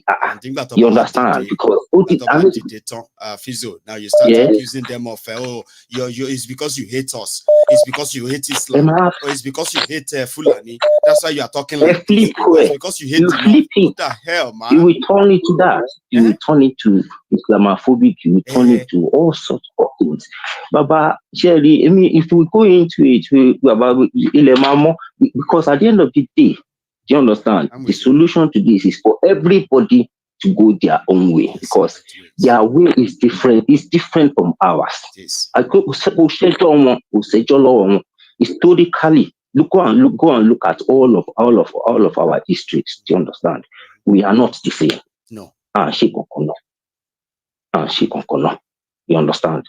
So you took that along, Mashibaba. It's nice talking to you. You take it easy, I can only imagine what it is like now. Nice to hear from you. Baba, it's nice to talk to you. It's nice to hear from you. Well done. Thanks a lot, man. So that's Afis. Afis calling there from London as well. I have another caller on the line. Hello there. Hello, Maiyegun today. Maiyegun today. Maiyegun today. I do, my brother. My name is Ike. I'm calling from London. Maiyegun. Ike, bro. This. One of the Aduma. Aduma, bless you. It's okay. Trust me. Ike, Baba, please. My brother, you see, this thing you were saying, as you were saying it, I was boiling. I was listening to you on my way back from work. As you were saying it, I was boiling. Today at the office, I was watching a video, the video you posted. No, not you. It was on Simon Ekpa's wall. I was watching a video. So one of my colleagues, actually, sorry, I'm going to take a little bit of your time. A Romanian. So he came across where I was watching the video. So he asked me, what are you watching? I said, I'm watching a video of like people killing people like in Nigeria. So he was like, what do you mean people killing people in Nigeria? I said, yeah, it's people like they kill in the name of Islam. He said, really? He was like, he now paid attention. He started looking at the video. And I said, look at. So I was now explaining to him. He said, why is it like this? I now told him that they believe that Nigeria belongs to them. That is all their country. Now, so as we were saying it, we were just discussing. I now told my mind flashed back, and I told him that this thing started from, Maiyegun, you did not talk about Sir Ahmadu Bello and some of his quotes. Well, because Sir Ahmadu Bello said something. If you remember, he said, this new nation, Nigeria, should be an estate of our great-grandfather, Ottoman Danfodio.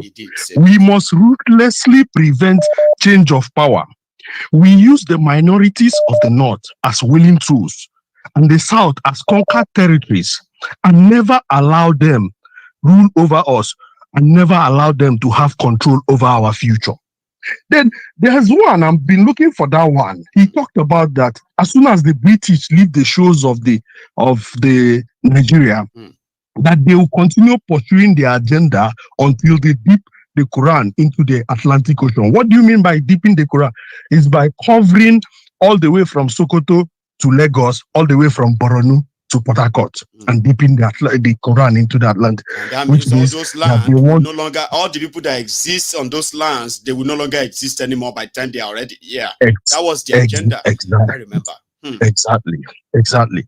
And when you read people like Isa pandemic, according to how you call it, when you listen to them, sometimes I sat down when you were talking about it, and now remember, really, people allayed this fear. And this man they call Buhari, this insane criminal that was a so-called president of Nigeria, insane criminal, was heard about all the calamity. I grew up in Jos, Maiyegun. I was young when I heard the story of the guy in Bauchi. In fact, most of my, should I say, uncles in the hood then, people who used to call Egbo, we used to call Egbo in the hood then, ran away from Bauchi, ATBU, Federal Police. They ran back to Jos then because of that Isa pandemic's issue. I remember vividly as a growing up boy. Exactly. How when they killed him, it became a riot. The Christians came out, the Muslims, it became a big riot in Bauchi then. So when I remember all this, I said, really? So this guy was actually the guy that orchestrated this issue then when we were growing up.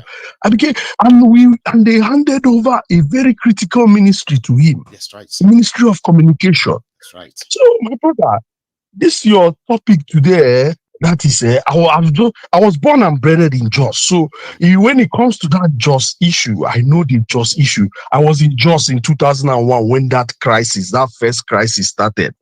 In fact, my house was not far from where the crisis started. So we saw firsthand a lot of things that happened. So it was just like that. It's been long, although when we were growing up, according to my parents as well, that they've been signaling that this thing is going to happen. And boom, 2001. It happened September 7, 2001. Osama bin Laden bombed America September 11. It was coordinated.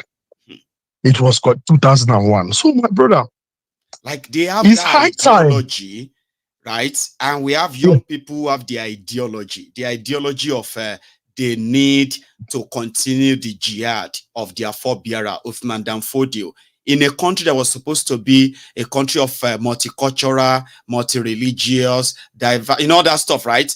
How can they coexist? How long are we going to lie to ourselves that we can coexist with people with such ideology? It's impossible. Baba, go on. Yeah. How do I put it? I'm a self-educated historian. Bless you, Baba. I've read history about Nigeria. There was this during the time when the British left, when what is his name? They were jostling for who was going to be the general commander of the Nigerian army.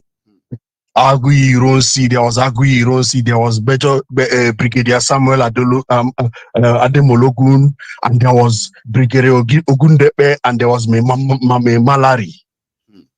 It was now, they later narrowed it down because Ogundepe was, I think he was he was higher in rank, but he wasn't that. He didn't have the charisma of Maiyegun and what is his name, Agui Ironsi. So the letter narrowed it down to 2 candidates. My Malari say he was not interested.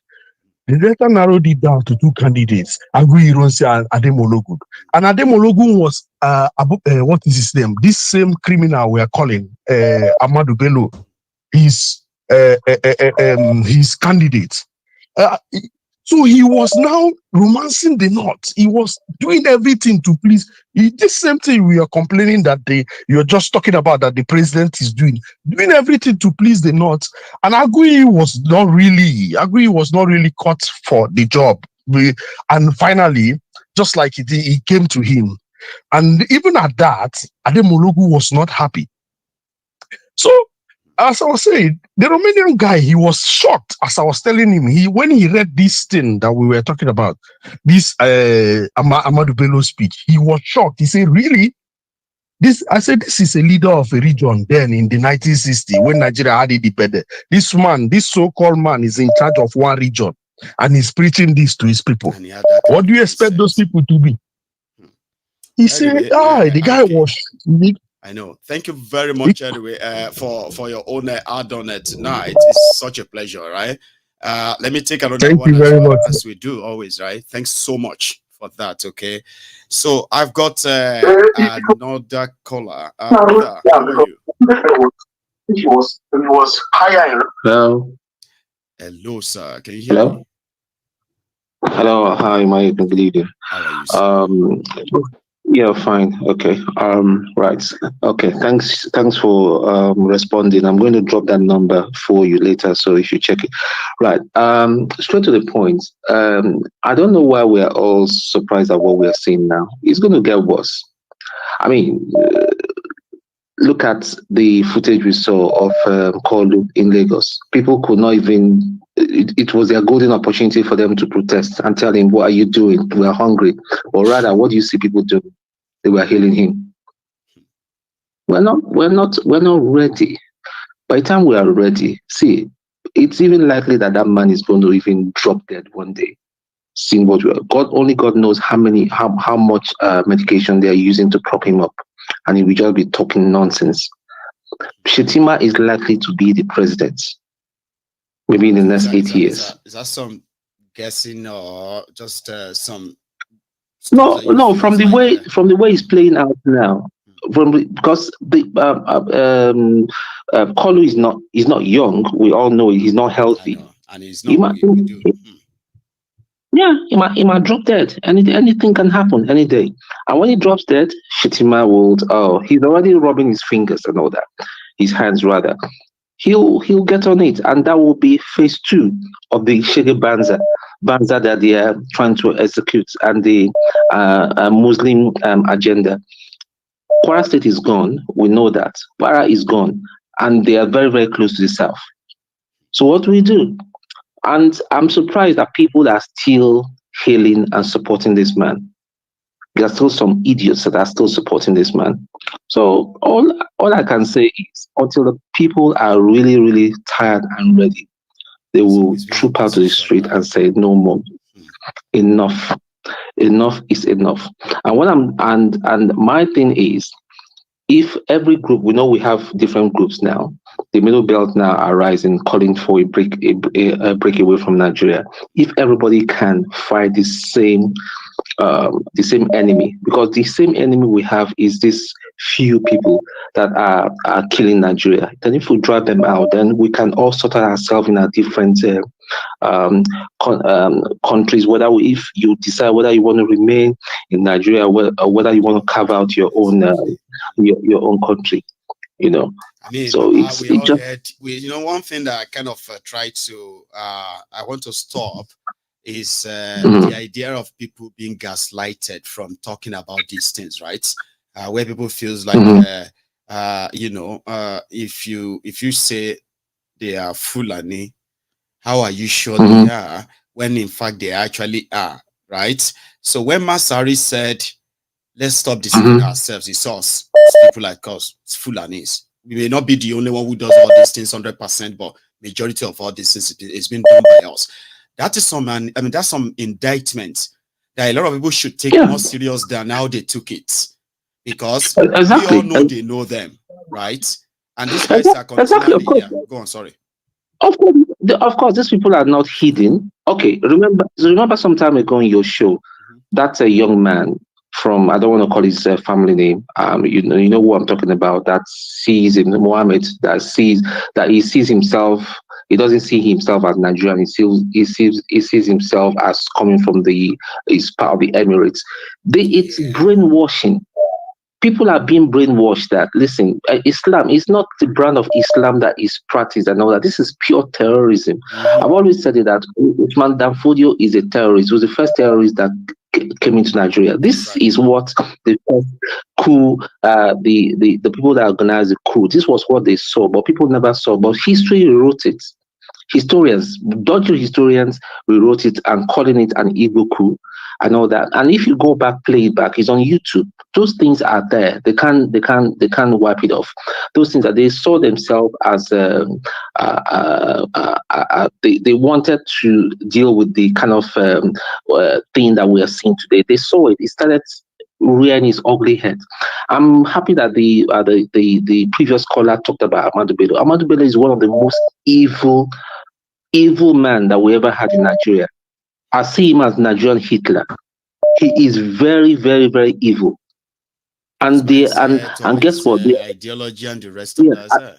Yeah. And guess what? There are loads of people that have taken on his ideology. So how do you want to sit down with such people, with such mindset and all that? They are funding Boko Haram. They are funding. We don't even talk about Boko Haram now. It's terrorists. Is the latest name for them. You see these Fulanis that are killing people. They are Fulani terrorists, and nobody should feel offended because they are Fulani and think, "Oh, are you calling off Fulani terrorists?" Please don't gaslight us. There are Fulani terrorists armed, carrying on the agenda of ethnic cleansing in the name of Allah, and we can call them Fulani Islamic terrorists because we know what we are talking about. Yeah, they're playing on words and all that. And Tinubu himself sees himself as Muslim. He doesn't care. He doesn't give a toss and all that. He doesn't care. Look at the idiot that calls himself. I mean, they are just it's a plan. It's a game plan. You know, it's a game. They are all working together. Tinubu and the Fulanis, I don't see anything different from him because he thinks like them. They don't care. They don't just care. Thank you, Maiyegun. Have a good evening. I will follow up like this, cause okay. Once I get to see your message, man. Okay, you take it easy. Yeah, I'll drop his number just to get in touch with him. Thank you. I won't. You know, that's the problem. I may never call anyone, right? But one thing is that we can just like exchange a message enough that you know what I mean. I will follow it up in a way. I'll do just that. Thank you very much. Okay, that's good. Thank you, sir. Yeah. So, sorry. Oh, what did I miss? I think I just mixed the two of the callers up there, but I might have gotten it now. So, do I have a caller? Hello there. Hello, Maiyegun General. Oh, Prince Jejeman, the Prince. The Tucano Mike. How are you, Baba? Baba, I'm fine. And you, family? I'm here. I just thought that, you know, I saw where people are being gaslighted because they are standing up against all these Fulani terrorists, and they are about to do what they do best, gaslight everybody to make you feel bad. Don't talk about it. Oh, it's because you hate Islam. Oh, it's because you hate the North. Are you goddamn kidding me? These are terrorists, and this is their history, and you should never join anybody, sit anywhere where they are telling you to tolerate them or to accept them. That you don't accept murderers. This is who they are. You do away with them. That's what prompted tonight. Exactly. I'm glad you are part of it. Probably from the beginning, were you? Yeah, Baba. I came in late. You know, the midst of but I still I keyed in based on the callers and also at the end of the program when during your broadcast. So, Baba, thank you so much. Yeah, Tucano Mike, you are not missing the target. You continue to get the target, and That is the most important thing. You know, Baba, you see, we have to call a spade a spade. Yes. We have to call a terrorist a terrorist. That's right. There's no two ways about it. You know, the thing that our Muslim brothers need to do for us, you see, these people, when they are committing this atrocity, they will be shouting Allah Akbar. You understand? That's what they do when they are committing this atrocity. Then you see So somebody who is a need? moderate Muslim. Yeah, Prince. When you say, you know, these criminals, these terrorists are shouting Allah Akbar. We know Allah Akbar means praise be to God Allah. is great. Yeah. Then somebody who is moderate will now be saying, do you not know the meaning of Allah Akbar? Allah Akbar means that, of course, we do know what it means. When somebody shouts and throw a bomb, or somebody carries AK-47 and he was killing people and shouting Allah Akbar as a terrorist, you should never stop us from saying that they said that, okay? Or begin to deny them they are not Muslim because they are, you know what I mean? Like, come on, don't play with us. Go on. Yeah. You see, Baba, what they need to do is to call them out. Yes. They do see that we don't spare the false prophet that called themselves pastors. No. Okay? Even Jesus did not spare them. Jesus said that at the last day, many false prophets shall arise, and they will deceive many. Many false pastors will arise, and they will deceive many. Okay? And we are not failing to call them out. Both the ones that will corner person wife, the one that will corner people children and pregnant them.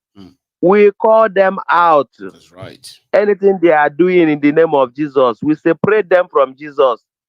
Because Jesus is not what they are teaching, practicing. You know, they cannot call Jesus in from their mouth. And they are doing a different thing.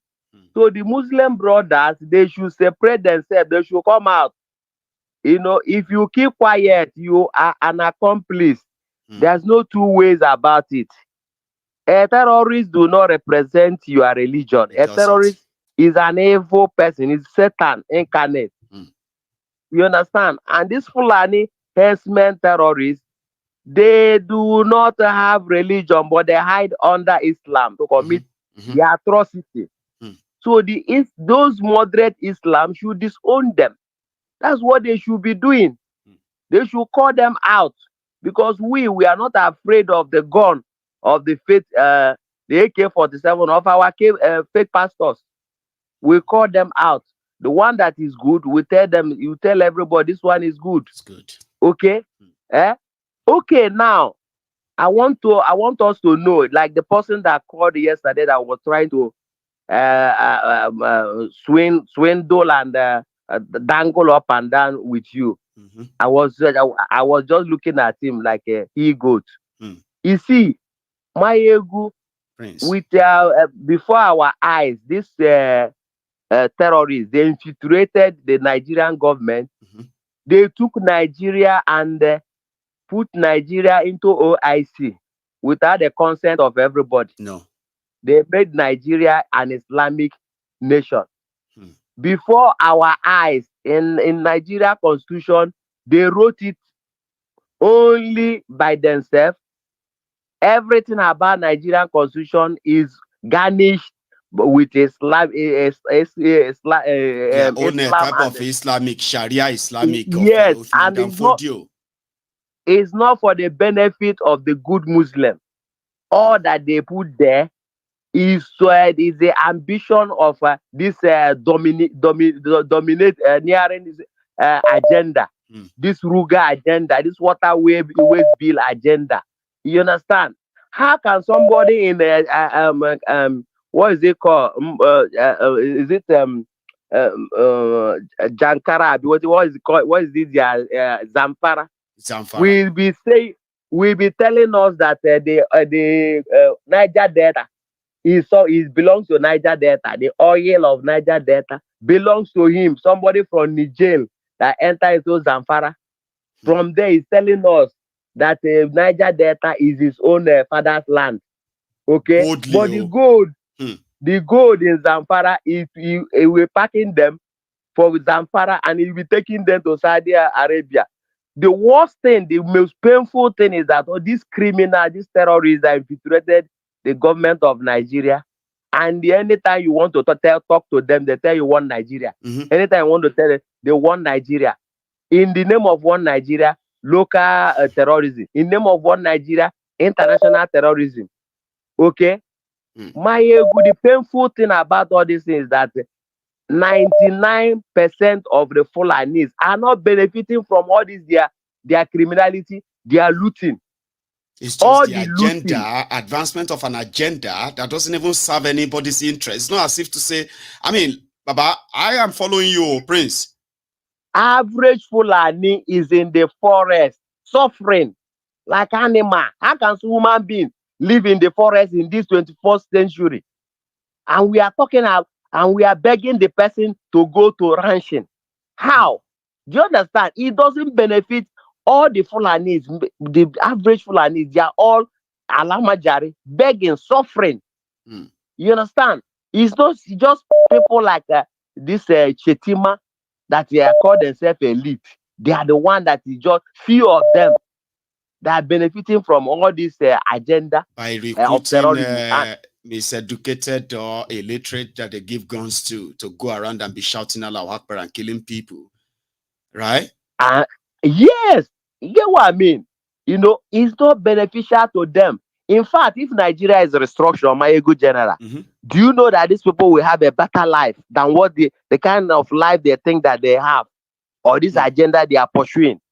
Do you understand? Because this your cow, only the make of that cow, if they industrialize it, the cow, they can make billions of money out of it. Netherlands, they don't only make of cow that they turn into this what is it called, this carnation milk or pig milk.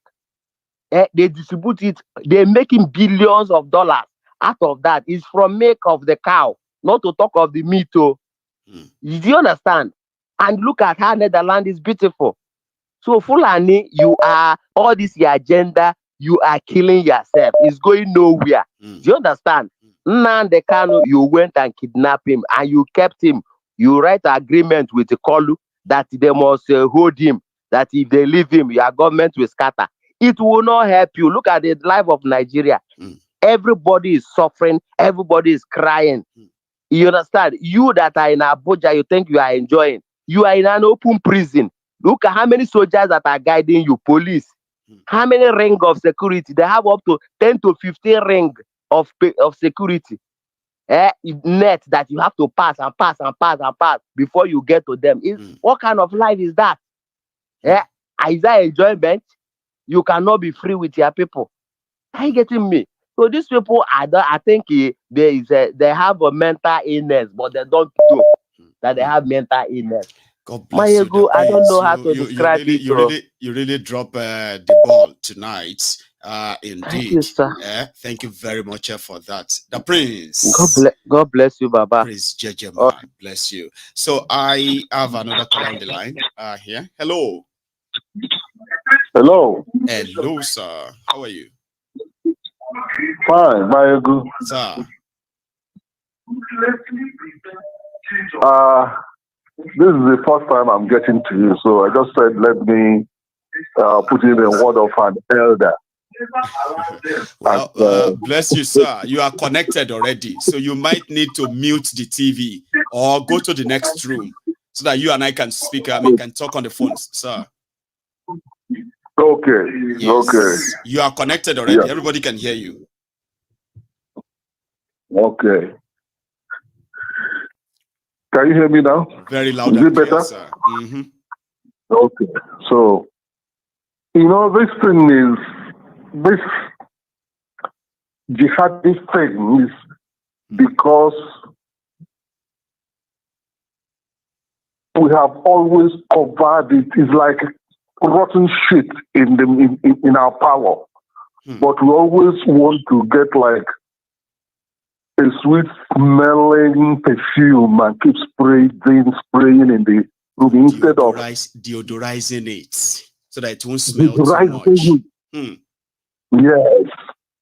we'll give it different names. This is not something that started. This is part of the main course of 1966 coup. That's right. This is the main reason that Nzo killed Sadwana for. It's extremist views.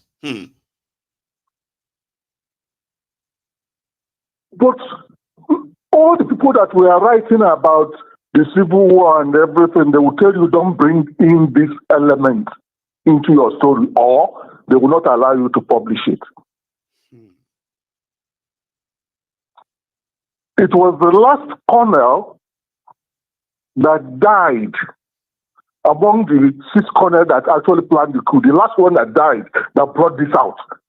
He said that there's nobody allowed, each time he wants to write, they will tell him not to bring in this aspect of it.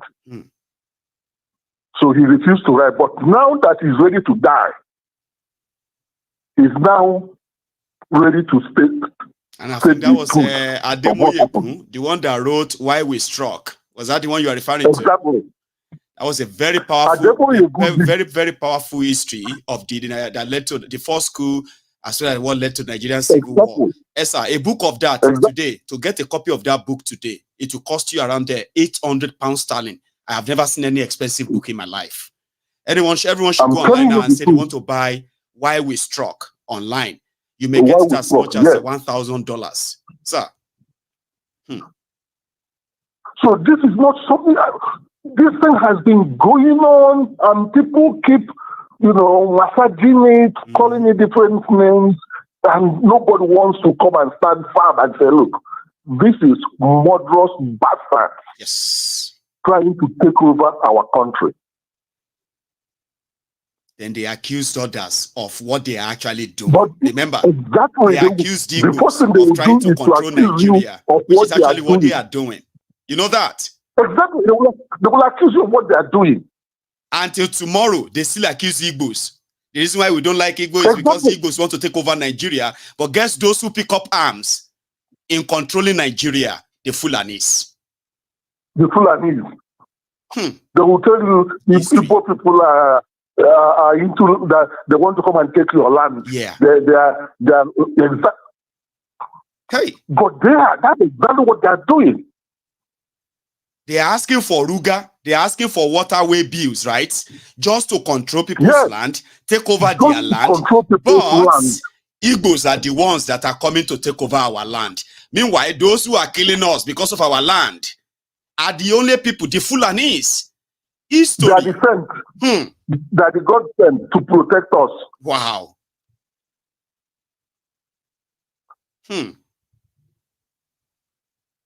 It's unfortunate because what they do is divide and rule. They learned it from the British people. Divide and rule. All this war that is going on between Igbos and Yorubas, they are the ones doing it. They are the ones promoting it. They are the ones promoting it. They are the ones that will go to social media and raise one scandal, either in the name of a Yoruba man or in the name of an Igbo man, against a Yoruba or an Igbo. Then the other people who don't understand what is going on will join in and start fighting the amber of hatred. This is exactly what they did during that 1966 pogrom. They incited this middle belt that they are now destroying. They will block the Igbos in the train that were running from the north, maybe Sokoto or Kaduna to the east. Bring out every Igbo person there, kill them, bring out the pregnant woman, open the belly, and slaughter the child. All in the name that they killed their father. Kaduna or Sokoto. They tell the chief that Chief is a younger brother of Fulani. That Chief and Fulani, they are the same parents. Of the same parent. I remember they used to say that until the TVs actually had to defend for their own lives too in their hands, historically. These are the things These Fulani, the thing is, we underhate them. Divide and rule. But they are masters when it comes to creating confusion and using that confusion to deal with your leaders, discredit your leaders first. They will first discredit your leaders. Then they will watch you, yes, desecrate them, and they will come in and finish them, and they will take over. Then they will come exactly and take over, then turn you into slaves. That's what they did to the Hausas. That's what they did to the Hausas, historically. That's what they did. Yeah, you see, it was meant to be an act of terrorism, sir, right?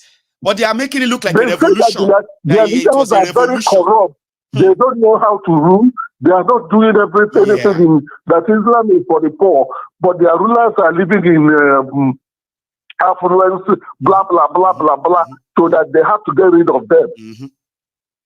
And the poor masses that are supposed to defend their leaders, they went for their leaders. Them to get rid of their leaders. At the end of the day, they did not reappoint the indigenes as their leaders of the place. No, as their leaders anymore. They now brought in Fulani. Yes. And gradually, their history, they were wiped off completely. Until the history that the Fulanis tells about they try to do the same thing to Northeast. But the Northeasterners were wiser. They refused to join them in the jihad. And when they attacked, they destroyed them, they defeated them. That's why Northeast looked intact. Now they are using Boko Haram to destroy Northeast. History. They tried to convince Northeasterners to join them in their jihad. Northeasterners said no. That's why they still, if you go to Northeast, they still have their leaders. Yes. But the North Central Hausa leaders were wiped out as corrupt. Yes. The Northwesterners. Yes. That's what they do. And it is what they believe in. It doesn't matter the year. It doesn't matter the century. It doesn't matter. If you make too much noise, and it's like these people know what we are trying to do. They will lie low. Yes, for a while. For a while. And wait for one of your leaders, the targeted man, to make a mistake. They will blow it out of proportion. And then they will enter. And you think they are there to help you emancipate you. You don't know that they are just there to get rid of your leaders and take over your area and rule. That's what they do.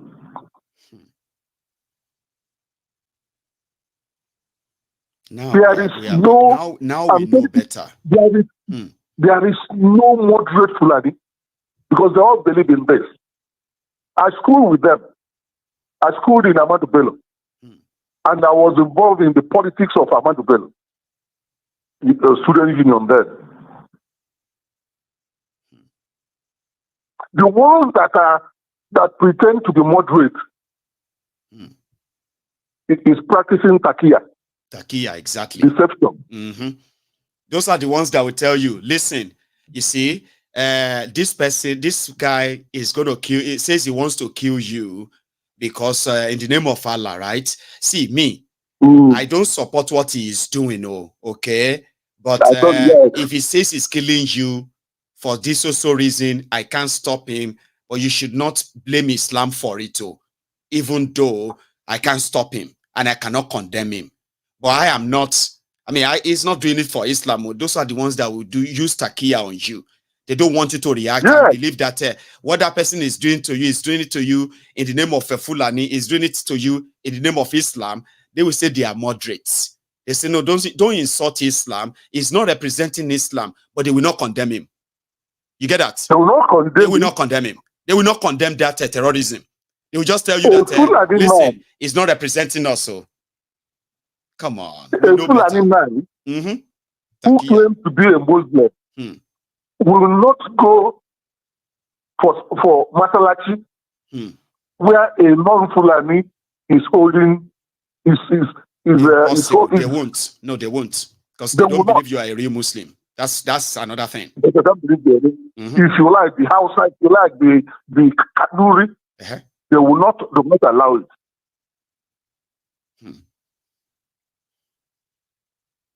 I mean, they can have their own country, can't they? Without having to have Nigeria, where they believe they can carry out jihad to claim all the land or kill the people. They don't have anywhere they are. Burkina Faso allows some space for them. I know.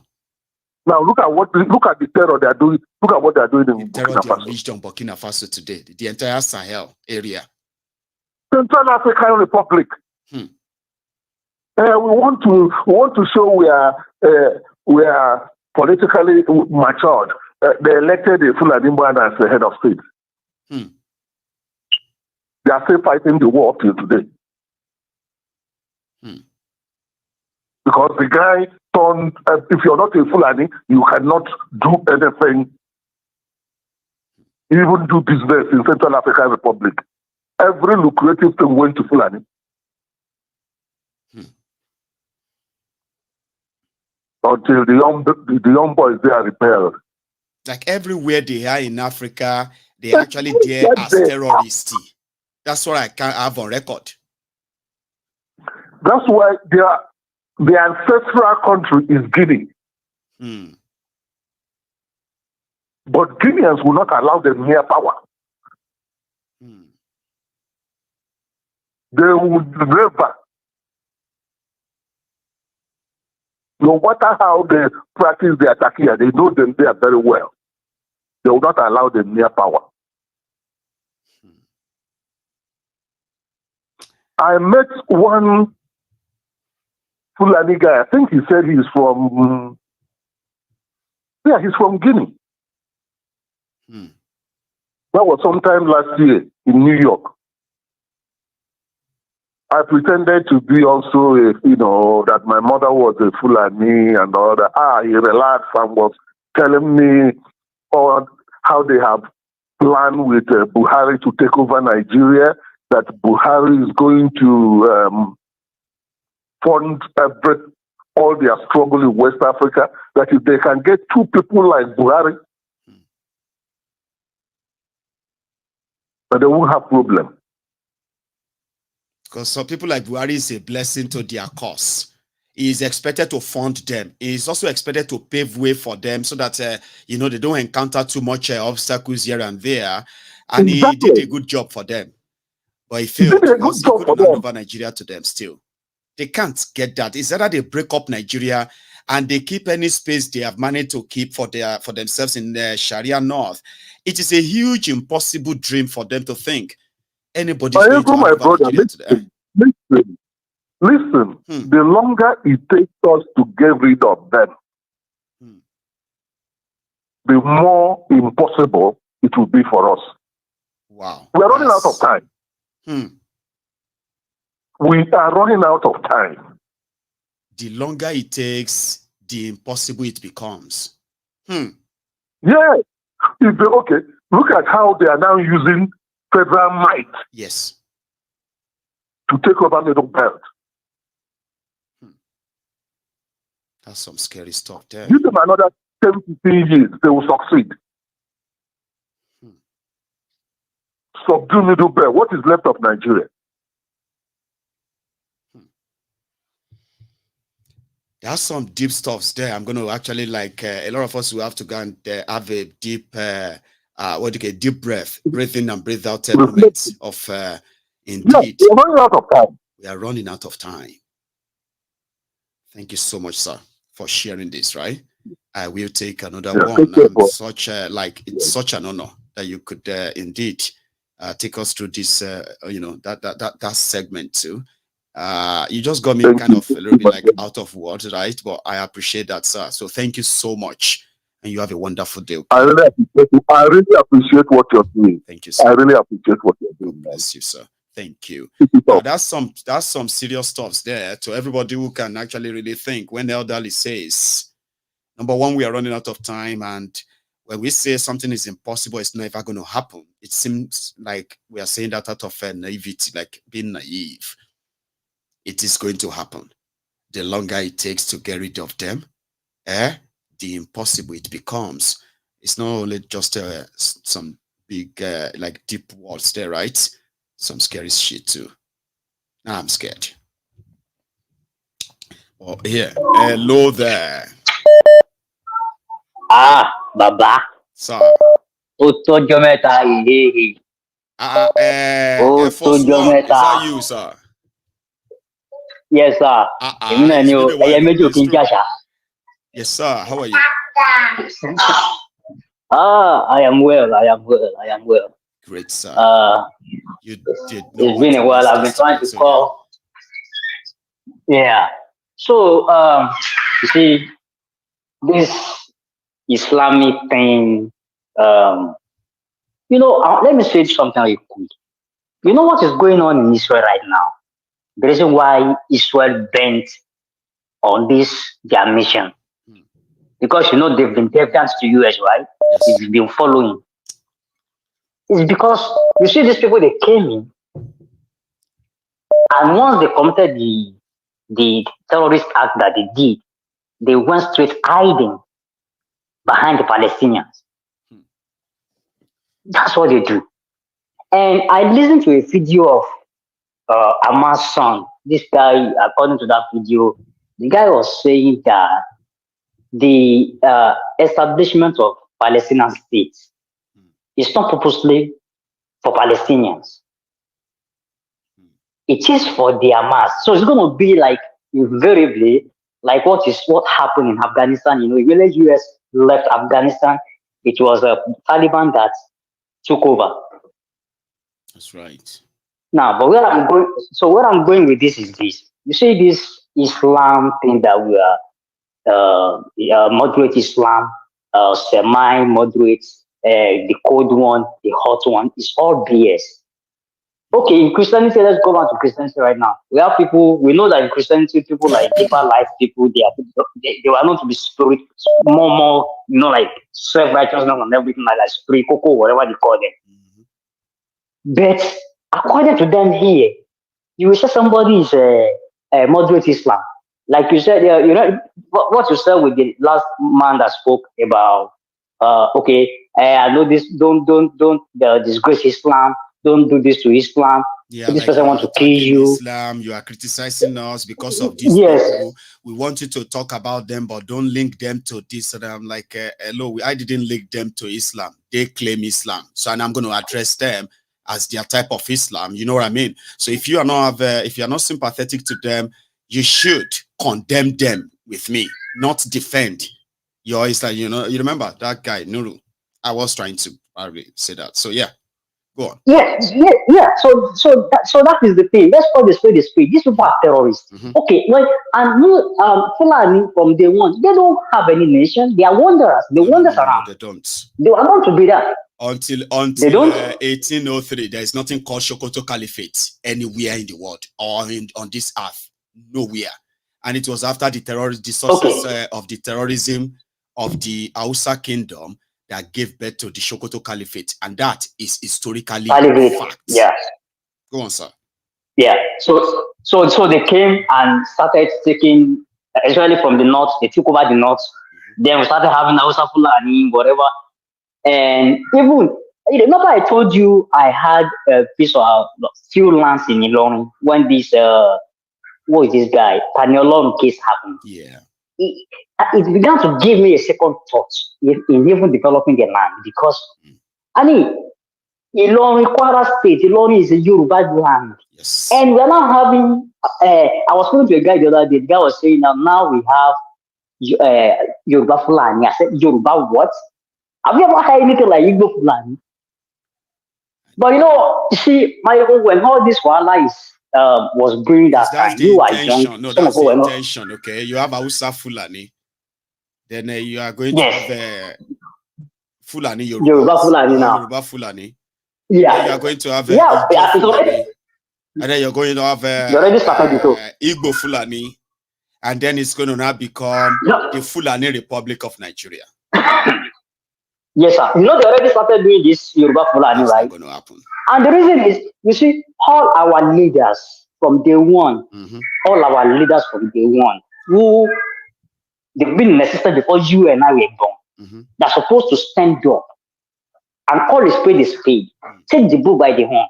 That's right. And, like, extinguish this madness because of what they will hit. And that is why every one of them, history will never be kind to them. Amen. I am telling you right now, history will never be kind to them. And back to Tinubu case. Tinubu that was saying that labor pain. You know what I wish? I wish all the women seated down, in that stupid thing that, I'm hearing that stupid thing that he said in that video, to dig their finger into their private parts and curse him out. Does he even think labor pain is a joke? He's trying to it's sound like an intelligent person, but he's comparing the pain to... No. For me, sir, for me, even though I'm a man, if I'm a lady and I'm seated out there, I will curse that man out. That is very insulting. For you to go, to that extent, when people are solving, they can't even afford food. So, you see, all this Wahala, Islamic jihadists, àwọn àgbàlagbà wa tí wọ́n ti wà láti tèkọ̀ ṣe, especially in Yoruba land, tẹ́ kún ti dìde kún sọ̀rọ̀ tí wọ́n sọ̀rọ̀. Ní agbára Ọlọ́run, history will not be kind to them. Amen to that. History will not be kind to them.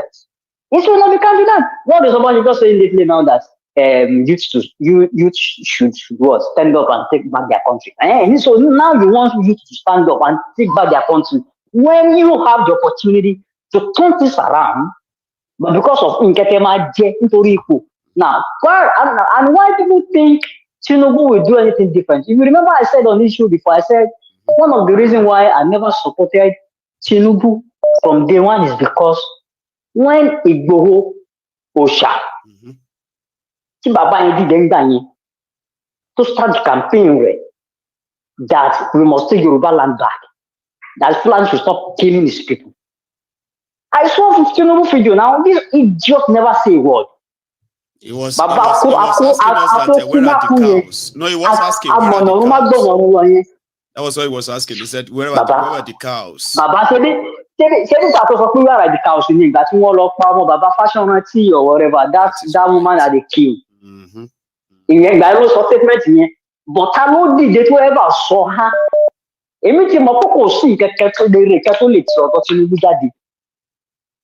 It's not a cause. Yeah, first one. Let me. So what do you now? Baba. Thank you very much. What do you expect me to say now, Baba? I dey feel you all the time, man. I am only feel, but like the other guy that had baby, congratulations to him. I want to to Alimali to resign. Business, no, everything is busy now. Much many times. Okay, but I'm glad that you made it to so, the Air Force One. Those are veterans on MaiyegunsDiary Politico. I have another caller, and I'm kind of I'm surprised that we have a lot of people watching on Twitter.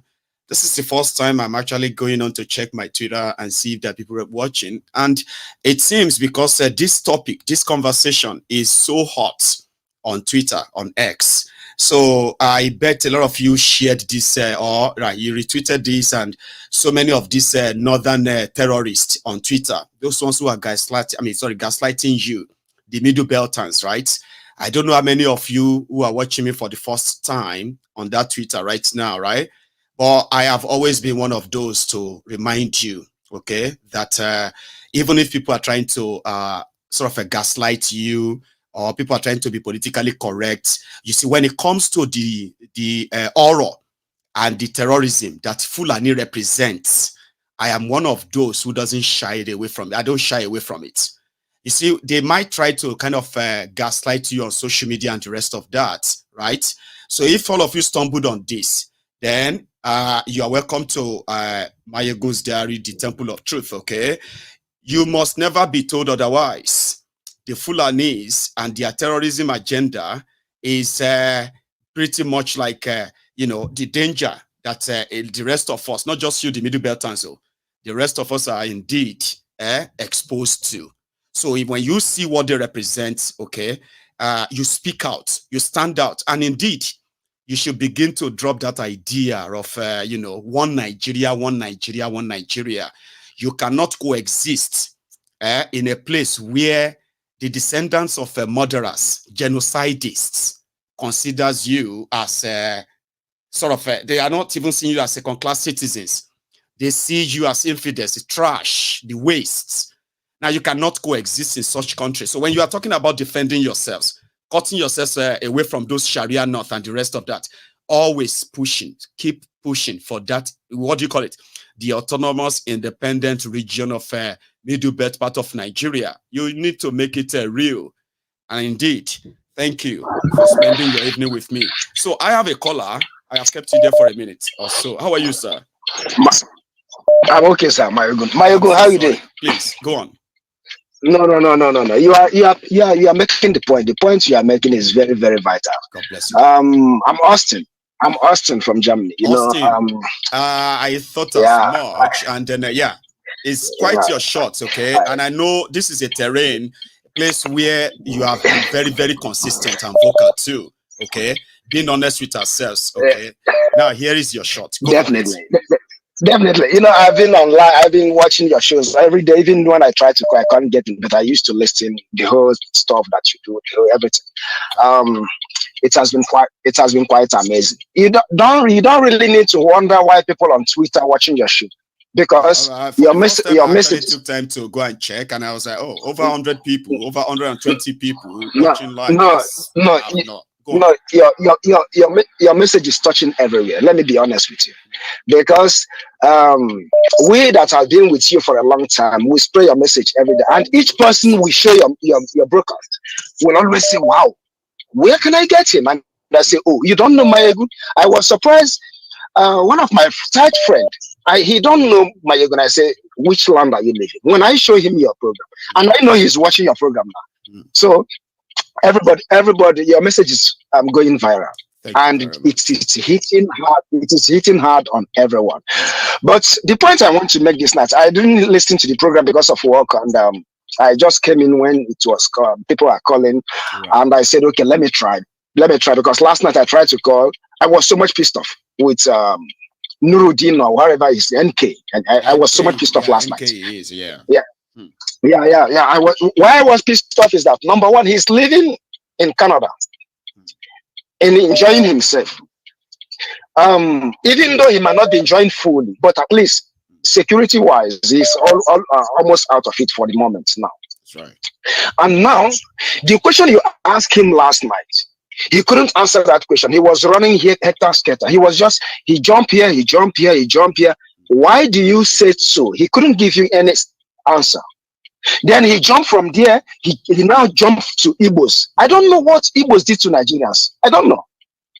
I can't really understand this. He left the question you asked him. Now he jumped to, if Igbos want to do this, they have to come together with. Who told you that we want such a thing? Together, exactly. Like, we are still talking about respecting people's boundaries, right? Then you are suggesting that Igbos and Yorubas should come together and face. And I was like, why do you have to come together and face anybody when you can have your countries? Everybody can be on their own. So go on. So I don't know why our people are so daft like this. This is the problem of Nigeria. That's the reason why personally me have lost hope in Nigeria for a very long years. Not now, not even 10 years ago, not even 10 years. More than for a long time. Now, watch Nigerian issue. Every Christmas, every New Year, Fulanis are killing people in Nigeria. Exactly. Every 24th, 25th, Fulanis kill people. Every 1st of January, from January 1st to 20th of January, they'll be killing. And nobody talks about it. The only thing the Nigerian government is doing is to condemn. Who are those financing Nigeria and Fulanis? Nigerian government. They know where they are. I can remember vividly last year or year before last, when it happens to Ebonyi State. Devuma, he came out and said he knows the people that did it. He came on live and said he knows the people that did it. That before they did it, he talked to them and said we should do this, we should do that, and they didn't listen. After all their engagement, after their meeting, they came around and do this. That's what Devuma said. Yes. So don't ever think that Nigerian government doesn't know Fulanis that doing it. Bello Masari is was governor of Katsina State. I played this video this evening. Katsina State, it's us. It's us. It's the people that speak my language. It's people like me. Yeah, It's us, Fulanis. We are the ones committing all these things. Yeah, we may not be the one doing 100% of it, but majority of it is us. He said it. But somebody wants you to not say that because you don't have facts, you don't have evidence. So don't go and say that about Fulani. Don't say that about the North. Come on, are you trying to play on our own minds? It is called gaslighting, Austin. We know it. They gaslight you. It's exactly the information that elder put out this night. Yes. The elder was so much current in whatever he was saying, because I have stumbled into that issue he said before. I have watched it before, and I heard Nnamdi Kanu repeated the same thing. The reason why coup happened in 1966 was not because of these people are fighting. No, it was because of the same issue that was happening. The same issue, and that everyone is running away. People are so much afraid to talk. People, because of your political career, because of this, because no, we shouldn't say this. We shouldn't say this. They are doing it gradually. Immediately they captured Middlebelt, the southern side of Nigeria is gone. I am honest. What we are telling everybody watching right now. You see all this fear of if they capture the Middlebelt, we know it's not going to happen without war. Let's be honest with ourselves, okay? Because they don't even have the number to overrun these places. Austin, they have no number. They don't have that number. That's why they are banking on fear. Their message is fear. They come in the middle of the night. They kill harmless people. They kill children. Fear. Sure, you get. So if he gets to he gets to the south, it will rather lead to, Nnamdi Kanu said it. It's going to lead to violent disintegration of Nigeria.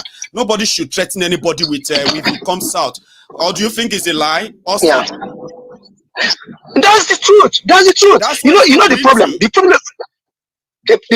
The problem in Nigeria is that Nigerians are so much. I don't know whether I will call it Stockholm syndrome or whatever. I don't know. We forget things easily. We don't even checkmate the whole thing that is happening. How since from the day after when they removed Jonathan, from there it has been every Christmas. Every Christmas. Remember the one that happened in Abuja? It was Christmas Day. Every Christmas, it is like that. What are they doing? They are targeting wherever the Christians are gathered together to wipe away Christians. So the remaining ones will be afraid to come out and speak or to fight them back. When those Christians start complaining, right? It is then those gaslight people will be saying, but they kill Muslim too. Who killed the Muslim? The Christians moved from their community and they went straight into town and started killing Muslims. Now that's where the gaslighting parties go. They will bring, but they kill Muslim too. Are you mad? Like this happens every year. You are not even interested in learning it. You want us to no. Too, Baba, come on. Like that's go and check the history of what's their name? Central Africa. Yeah. It's exactly the same thing that happened. Anywhere you put Fulanis, anywhere you put Fulani, anywhere. They are in Gambia, they are in Senegal, they are in Mali, they are in Guinea, they are in Ghana, but the government doesn't allow them. The government knows them very well. Do you know that? I think that was 3 years ago. 3 years ago, they tried it in Ghana. They tried with their cow in Ghana to come and do nonsense. The president said, I'm the policeman. He said, kill the cow. The police went and killed 200 cows. And that is what Fulanis are afraid is match them one-on-one. They run away. They are so much cowards. The reason why they are holding Nnamdi Kanu today is because one of the biggest reasons they are holding Nnamdi Kanu is because of ESN. Because ESN matched them one-on-one in Southeast. We could remember there was a time we couldn't go to the farm because the cows are everywhere. The cows are everywhere. But when ESN went to the forest to match them, they run away. They let the cow run away. They run away. So because of that pain, they are doing everything using federal might to hold Nnamdi Kanu. But Nnamdi Kanu is not the problem. Nigerians are afraid to speak today because it's happening to an Igbo man. It is happening to Nnamdi Kanu. God bless you. God bless you so much that you have been standing on your feet since I know you, standing on your feet and saying, this man did not do wrong thing. Since I have come to know you, you have standing on this truth. I am not doing this to praise you. I am saying it how it is. And many people that has been following you since I know you, I think that was since 2012 or 13, I think something like that. So People that has been following you since then knows that I'm saying the truth. You has been consistent.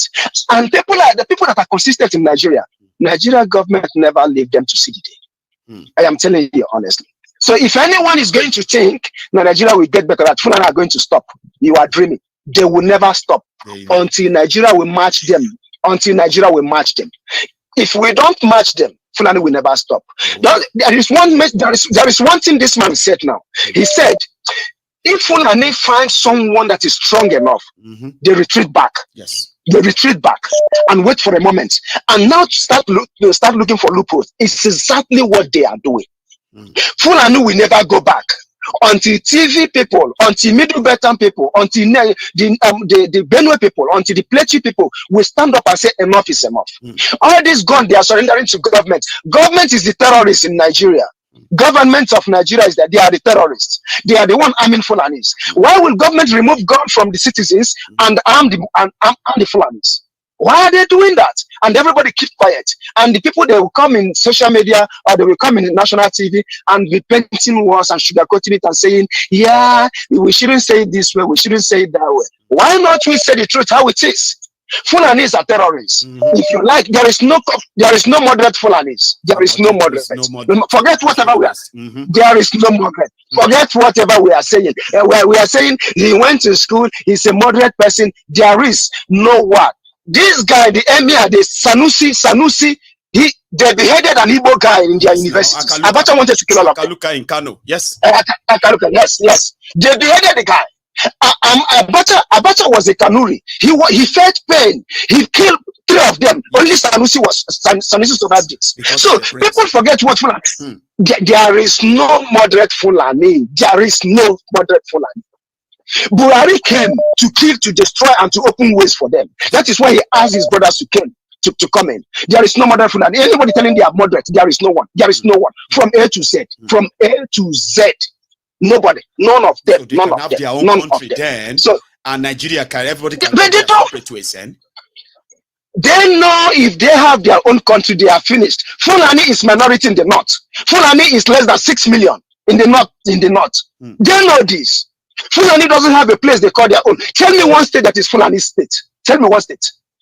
There is no state in Nigeria that is Fulani state. Castina is not Fulani. Jigawa, all these places is not Fulanis. They are not the origin of those states. What they do is fear. They come in the night and attack elderly person, elderly ones, small children. They go. How can you gog a small child of 2 years? You gog his eyes and put on top of his belly. What kind of wickedness is that? And Nigerians are keeping quiet because it doesn't happen to you. You say no. Because it's happened to Showore, everybody says Showore is stupid. Because it's happened to Nnamdi Kanu, they say Nnamdi Kanu is stupid. Because it's happened to Igbo. Let me tell you, if it is not me today, it will be me tomorrow. You always say in your word, that the survivors of today will be the victim of tomorrow. That's right. Nobody knows who it will be. Nobody knows. No. We all are traveling. We want to go to Nigeria.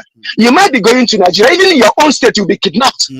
If care is not taken, if you did not pay the ransom, they will kill you. Right. And nothing will happen. So if everybody keep quiet and saying we shouldn't say it like this, we should call a spade a spade. We should tell the Fulanis they are terrorists. They are terrorists. Fulanis are terrorists in Nigeria.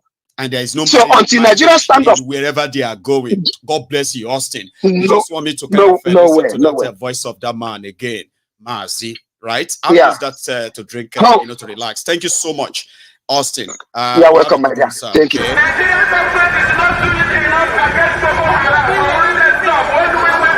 name is Nnamdi Kanu, and the reason why we're here today is to protest the killing of innocent women and children, and men for that matter, all over Nigeria, especially in the northern part of Nigeria.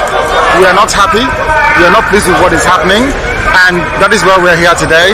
As you can see, there are a lot of Nigerians who are protesting about the killing of families. people who are determined to tear the country apart violently, and it is not something that we support. It is not something that we would like to see continue, and we are here today to send a clear message to the Nigerian government through the High Commissioner that what is happening in the country is unacceptable, and we cannot accept it. If that continues, it will lead to the violent disintegration of the country. There will be no more Nigeria for anyone to go to. There will be no Nigeria for anyone to refer to. In fact, what is happening in Somalia today will be like a tea party. So we cannot allow this nonsense to continue. Something has to be done. And the consequences of the actions of terrorism in Nigeria must be driven home to the people, so that even the terrorists themselves will be able to understand that there is no mileage in where they're going. The only thing they can accomplish is the breakup of Nigeria. If they think that they can cower people, if they think they can force people to be coerced into a religion which is not theirs, then they are clearly mistaken. We are asking for peace. We are asking for people to get together. We are asking for everybody who loves Nigeria, who is associated with that country, to please prevail upon terrorism in Nigeria so we can bring it to an end. That is why a multitude of Nigerians are gathered here today. Those of us in the UK are determined to work with the government for peace. We are determined to work with the international community for peace. But one thing we cannot stomach is a repeat of 1966. What is happening today in Nigeria was the reason why Nigeria fought a bitter civil war for 3 years between 1967 and 1970. If this continues, there will be another civil war in Nigeria. And this time around, no place will be safe in Nigeria. This time around, nobody will be safe in Nigeria. So it is imperative that everybody who has the interest of the country at heart acts now and immediately to stop this nonsense from continuing. Hello there. Hello, Maiyegun General. CA from Atlanta once more. CA, I couldn't let your call just pass because we are almost at the end of the broadcast. But I was like, yeah, I know. CA's call. So how are you, sir? I know. Good, good. Thank you for playing this Nandekano's tape. That too. Yeah.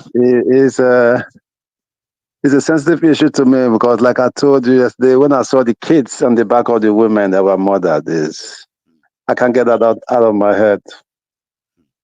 The Buhari, what Buhari did, he used people from the south to work against it. And the Yoruba land, he has some agents, and Tinubu is one of them. That's why it's having the same playbook. If you come to the east, the like of Umahi, like of Danger, those are people he's using in the east. But thank God they didn't fully succeed in the east. But the Fulanis, man, like I said yesterday, people should see it the way it is. The governor of Plateau State, I don't know what he's afraid of. Just say it. That's why I like the other governor. What's his name? The one that just left Benue, the former Benue governor. The Benue governor will say it. That you're coming to kill my people. Oton will say it, even though he couldn't do more, but will say this is what is happening.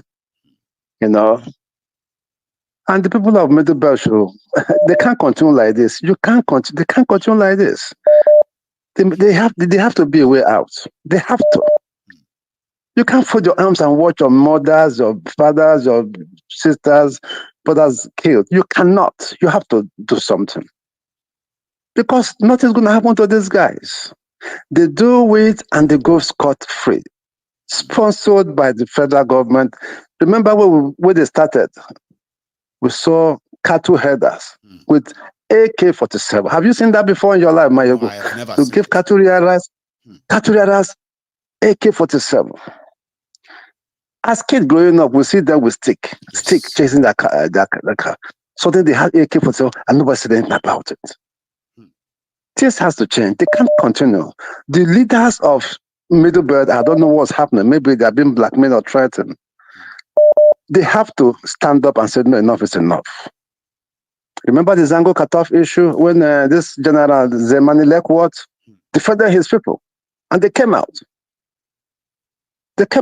Former general came out and said, no. Look at people like David Mack, the idiot. All those ones, Jeremiah saying, all those people, all those former military generals, even go on. What are they doing, for God's sake? It's sad. Look at what they did to Igboho. Look at what they did to Nanka. Igboho came out. They came after Igboho. Came midnight to come and kill him. The same thing with Nandi. Igboho escaped and Nanka escaped.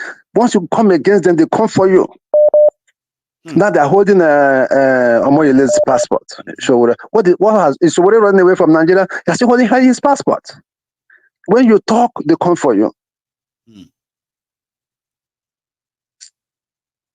Maiyegun, thank you for today. It was a wonderful program. Thank you, and keep up the good work.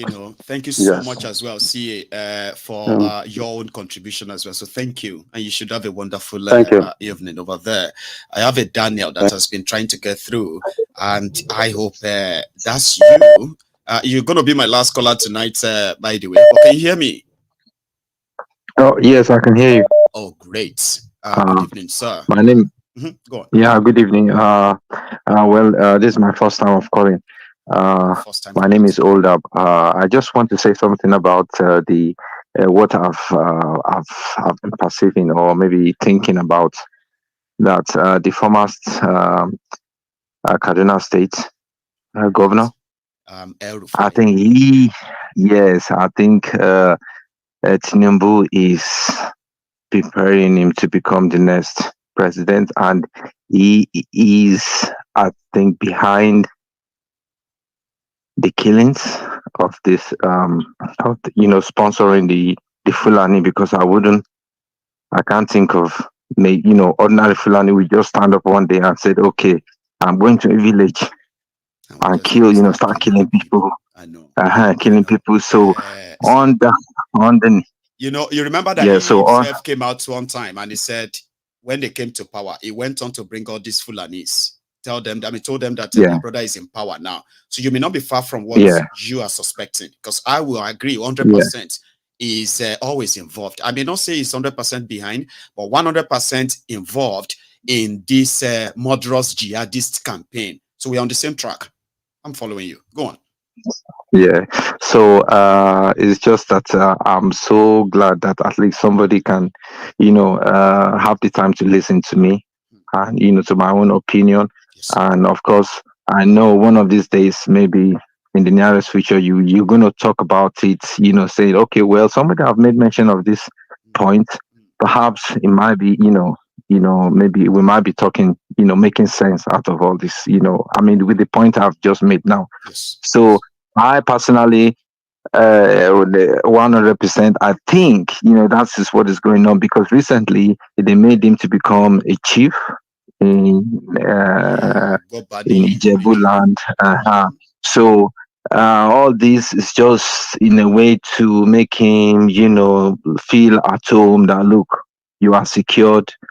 Don't worry, we're going to look after you as soon as, of course, we didn't give you any ministerial post. So, you don't have to worry, the next. And then is the best candidate because he's wicked enough. He's heartless. So and then, of course, between him and Shetima, what do you think as a better coordination for terrorists and sympathy for them more between him and Shetima? Because they all have history with terrorists. I know. I think that guy is more.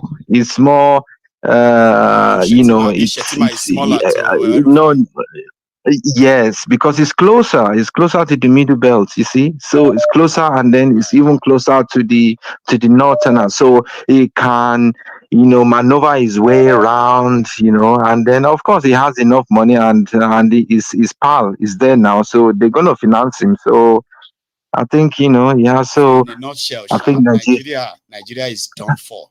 If the people you can see ahead are El Rufai or Shetima, and everybody should just get ready and just pack up and just give up. Abi, they are done for. They're done for. But I think the best thing is for people to get ready and then find a way of getting out of this problem. At least, just find a way somehow. They should, people should rally around themselves and talk. Look, this is what we want. We don't want these people. And it should be a well coordinated arrangement, or I don't know what to say. It has to be sophisticated. We are not talking about violence here. It has to be well coordinated. You need to change, let all people understand what is going on, and then with this, perhaps we might have a breakthrough. Okay. That doesn't really sound too optimistic to me, but somehow you seem to believe it, that if people can come around and come together and figure it out non-violently, they may have a chance. Well, Yes, we'll see how because that plays out. if anybody becomes violent, and then you know how they are, all these people, they will turn it around and say, because they were violent, and then they start shooting. Yes, So, we just have, that's the way it is, and that's why I always like, I love Labour's Party campaign during their own time. They use very minimum resources, but they spoke with people, they engaged with people. Yeah, they engaged with people, which, of course, if Mr. Tinubu had did the same thing, try to explain yourself, what plan do you have? And then try to, just explain yourself. Okay, why did you make all these mistakes? Yes, of course. We can make mistake. You see, in life, when we were younger, we make mistake. We engage in things that we shouldn't have done. But now I'm a different person, and there's of course, so why not? You don't know. Like me, I I know. like to say, I made some mistakes when I was younger. I was a drug dealer, heroin trafficker, and somehow, I was younger, but like I'm a changed person and all that. Yeah. That might be difficult somehow, but Yeah, I get your at drift. least, yeah. Some people might, Yeah, Mr. and then you Maiyegun, consider, like, you're right. Some people might just feel like, you know what, being very honest, right? I kind of believe that he's a changed man. I'll follow him. But they just didn't want to risk look at recently, because Governor Adeleke, because he's from my state, I'm from Osun State. This is one of the men that I always, I love that man so much, because he's not hiding from himself. He's so pure. He's so truthful to himself. He says things the way he sees it, even if English is not our language, But if you have that sense, so, just explain yourself the way as best you can. People will understand you, and then they will embrace he didn't you. go to school, right? What did he do? He left. He went back to school. He left. Got his degree. Did all of that. Then he came back again. Those who said he didn't go to school, they couldn't use that against him anymore. He didn't have to speak grammar. You see? So we don't need grammar here. We just need people to understand. Yeah, being real, and then So, Mr. Maiyegun, I'm so happy that you picked my call today. Thank you very much, and hopefully, actually, I've tried several times to make a donation somehow, but for some reason, it's not going through. But I'm going to try it again. So hopefully, it will go on. But I would say whoever wants to give me super chat or what have you, they should just try it early enough, so that if it's not going, you quickly know that at least nothing is wrong with your money and all that. Because I've had people who have tried it once and they're like, no, that's a problem, and they didn't know what to do. But thank you very much for that gesture. Oh, you're welcome, sir. Look, you're welcome. You're welcome. Thank you very much, sir. Thank you for your work. Yes, bye. Nice one. Now, this is where we're going to draw the curtains again tonight. And thank you to everybody who kind of joined me tonight. The topic might be what attracted a lot of you from Twitter. Great. But take your time and just check on MaiyegunsDiary Politico, especially YouTube, where I keep all the diary, right? And you can easily just follow all my positions, our positions on different happenings in Nigeria. It's always so interesting, and sometimes it's always so tense. And most times as well, it can always be very, very uncomfortable, especially if I am talking about something you believe I shouldn't talk about. You love it. People you respect. All right, things you like, talking about religion and things that a lot of you are always very careful from touching them and all that. I talk about everything and everything. And that simply means that I do not hold bars. So what I do and say, and when I say them just the way I feel, as truthful as possible, and without any coloration or sugarcoating, because it is when you know the fact and the truth that you can make some informed decisions. And because of what we know, especially what I know about Nigeria in this my little age, right? I have come to the conclusion that it's a pure waste of time looking for solution to Nigeria's problems, because the real Nigeria problem is that Nigeria exists. And Nigeria exists not according to the wish of those that are trapped in that contraption called Nigeria today. We are there by accident or by creation of some people. It is not by our own doing. So if you have a country where you are forced together, to exist with people of different strange culture, strange, what do you call it, exposure, and whatever it is, right?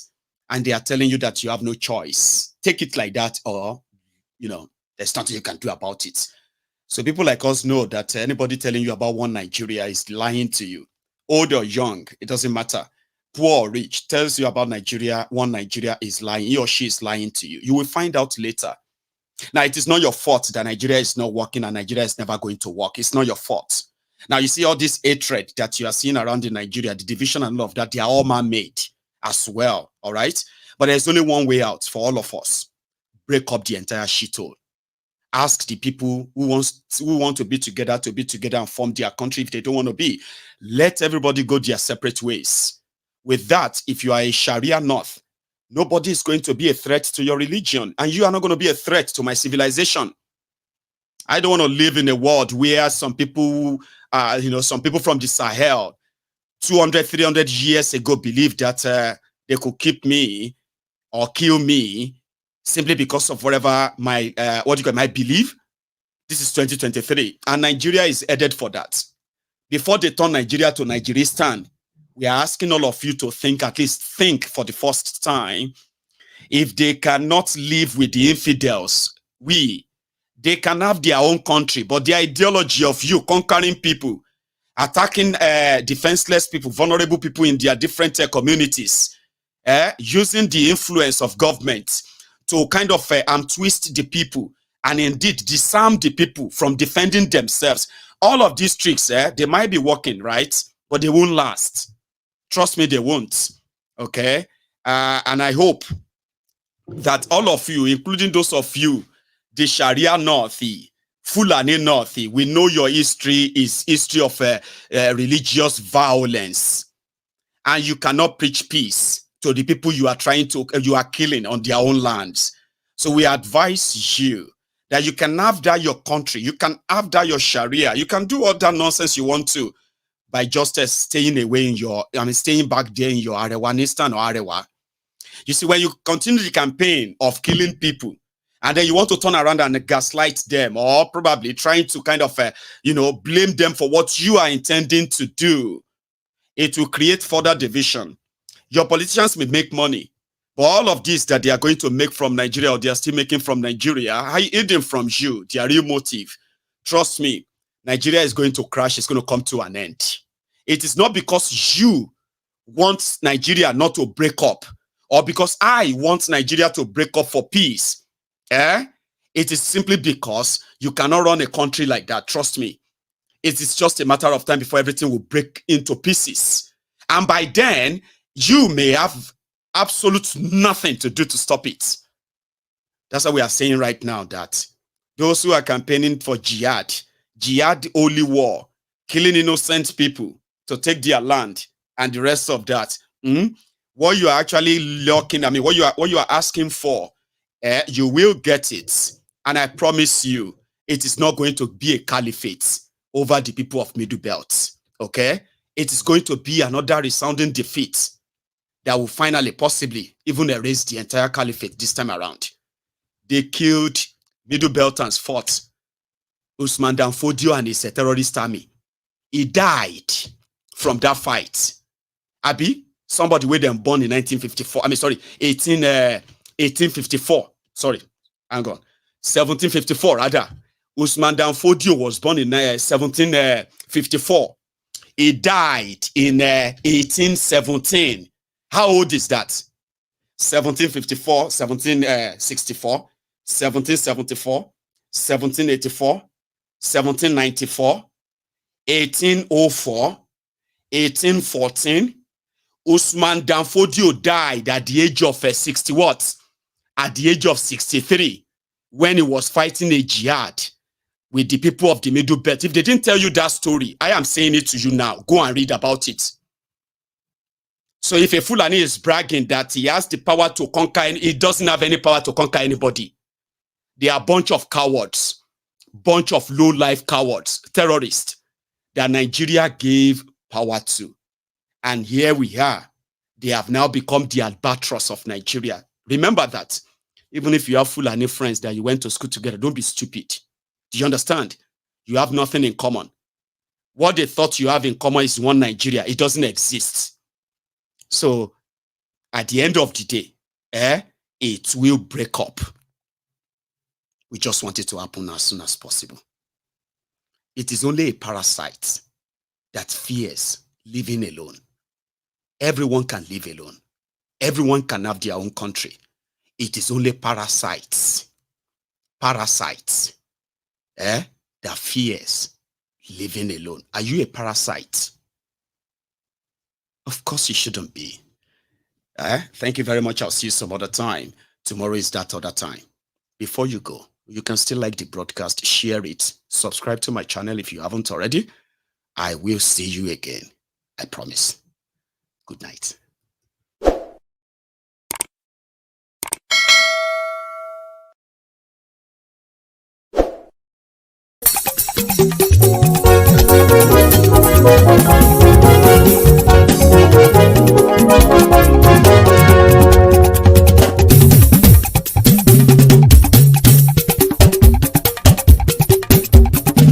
Maiyegun làwa mọ̀ làmọ̀ tó dòdòdò.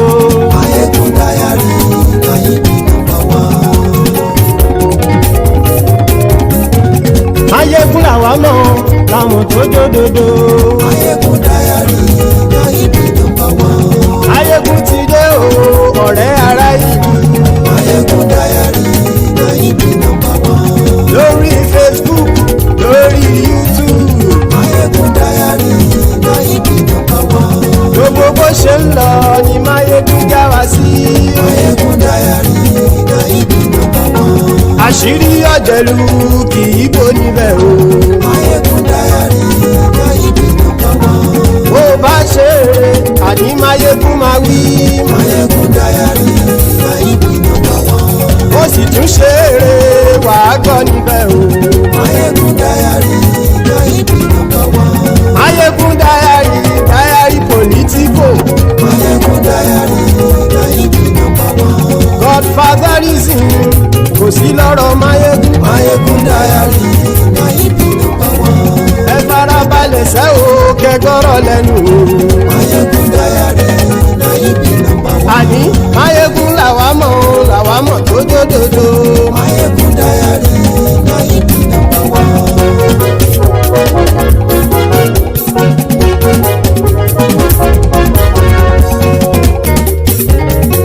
Àní ẹ̀sùn ràkì. Maiyegun ti dé. Maiyegun ti dé. Ọ̀jẹ̀lú ẹ̀sùn ràkì. Maiyegun ti dé. Àní ẹ̀sùn ràkì. Maiyegun ti dé. Lórí Facebook. Maiyegun ti dé. Àní ẹ̀sùn ràkì. Maiyegun ti dé. Lórí YouTube. Maiyegun ti dé. Àní ẹ̀sùn ràkì. Maiyegun ti dé. Bọ́ bàbá gbé wúrẹ́. Maiyegun máa wí. Àní ẹ̀sùn ràkì. Maiyegun ti dé. Ijó ìgbádìyẹ. Maiyegun máa wí. Àní ẹ̀sùn ràkì. Maiyegun ti dé. Bí pẹ̀sìdó bá rúfin o. Maiyegun máa wí. Àní ẹ̀sùn ràkì. Maiyegun ti dé. Kí gómìnà gbówó jẹ. Maiyegun máa wí. Àní ẹ̀sùn ràkì. Maiyegun ti dé. Ọlọ́pàá ti ń darí bá. Maiyegun máa wí. Àní ẹ̀sùn ràkì. Maiyegun ti dé. Aṣòfin tí ń rúfin o. Maiyegun máa wí. Àní ẹ̀sùn ràkì. Maiyegun ti dé. Òkúrọ̀ olóṣèlú. Maiyegun máa wí. Àní ẹ̀sùn ràkì. Maiyegun ti dé. Ọ̀jẹ̀lú ẹ̀sùn ràkì. Maiyegun ti dé. Àní ẹ̀sùn ràkì. Maiyegun ti dé.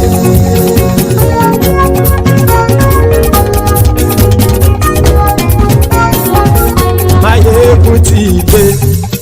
Gbogbo ọ̀jẹ̀lú ẹ̀sùn ràkì. Maiyegun ti dé. Gbogbo ọ̀jẹ̀lú ẹ̀sùn ràkì. Ṣùgbọ́n ní bá ti ṣe èyí tó yẹ kí wọ́n ṣe, ọmọ bá dèrò ní fi wọ́n níran o. Maiyegun ti dé. Gbogbo ọ̀jẹ̀lú ẹ̀sùn ràkì. Maiyegun ti dé. Gbogbo ọ̀jẹ̀lú ẹ̀sùn ràkì. Ṣùgbọ́n ṣùgbọ́n ní bá ti ṣe yìí tó yẹ kí wọ́n ṣe ọmọ bá dẹ́rọ̀ ò ní fi wọ́n níran. wọ́n fowó bẹ́ẹ̀ o Máyégún ó sọ pé wọ́n ò bẹ́ẹ̀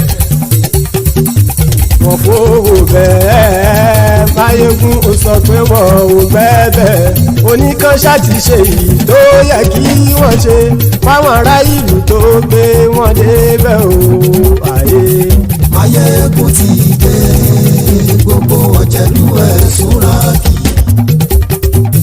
Máyégún ti dé gbogbo ọ̀jẹ̀lú ẹ̀ súnra kì ṣùgbọ́n ní bá ti ṣe yìí tó yẹ kí wọ́n ṣe ọmọ bá dẹ́rọ̀ ò ní fi wọ́n níran. kì máa yí ṣe eré ọ̀rọ̀ yìí kì í ṣe ẹ̀fẹ̀ kì máa yí ṣe eré ọ̀rọ̀ yìí kì í ṣe ẹ̀fẹ̀ ẹni bá ti lè lẹ́bọ̀ lẹ́rù o ọmọ bá dèrò kàṣà ìtú wọn síta. Máyégún ti dé gbogbo ọ̀jẹ̀lú ẹ̀ súnra kì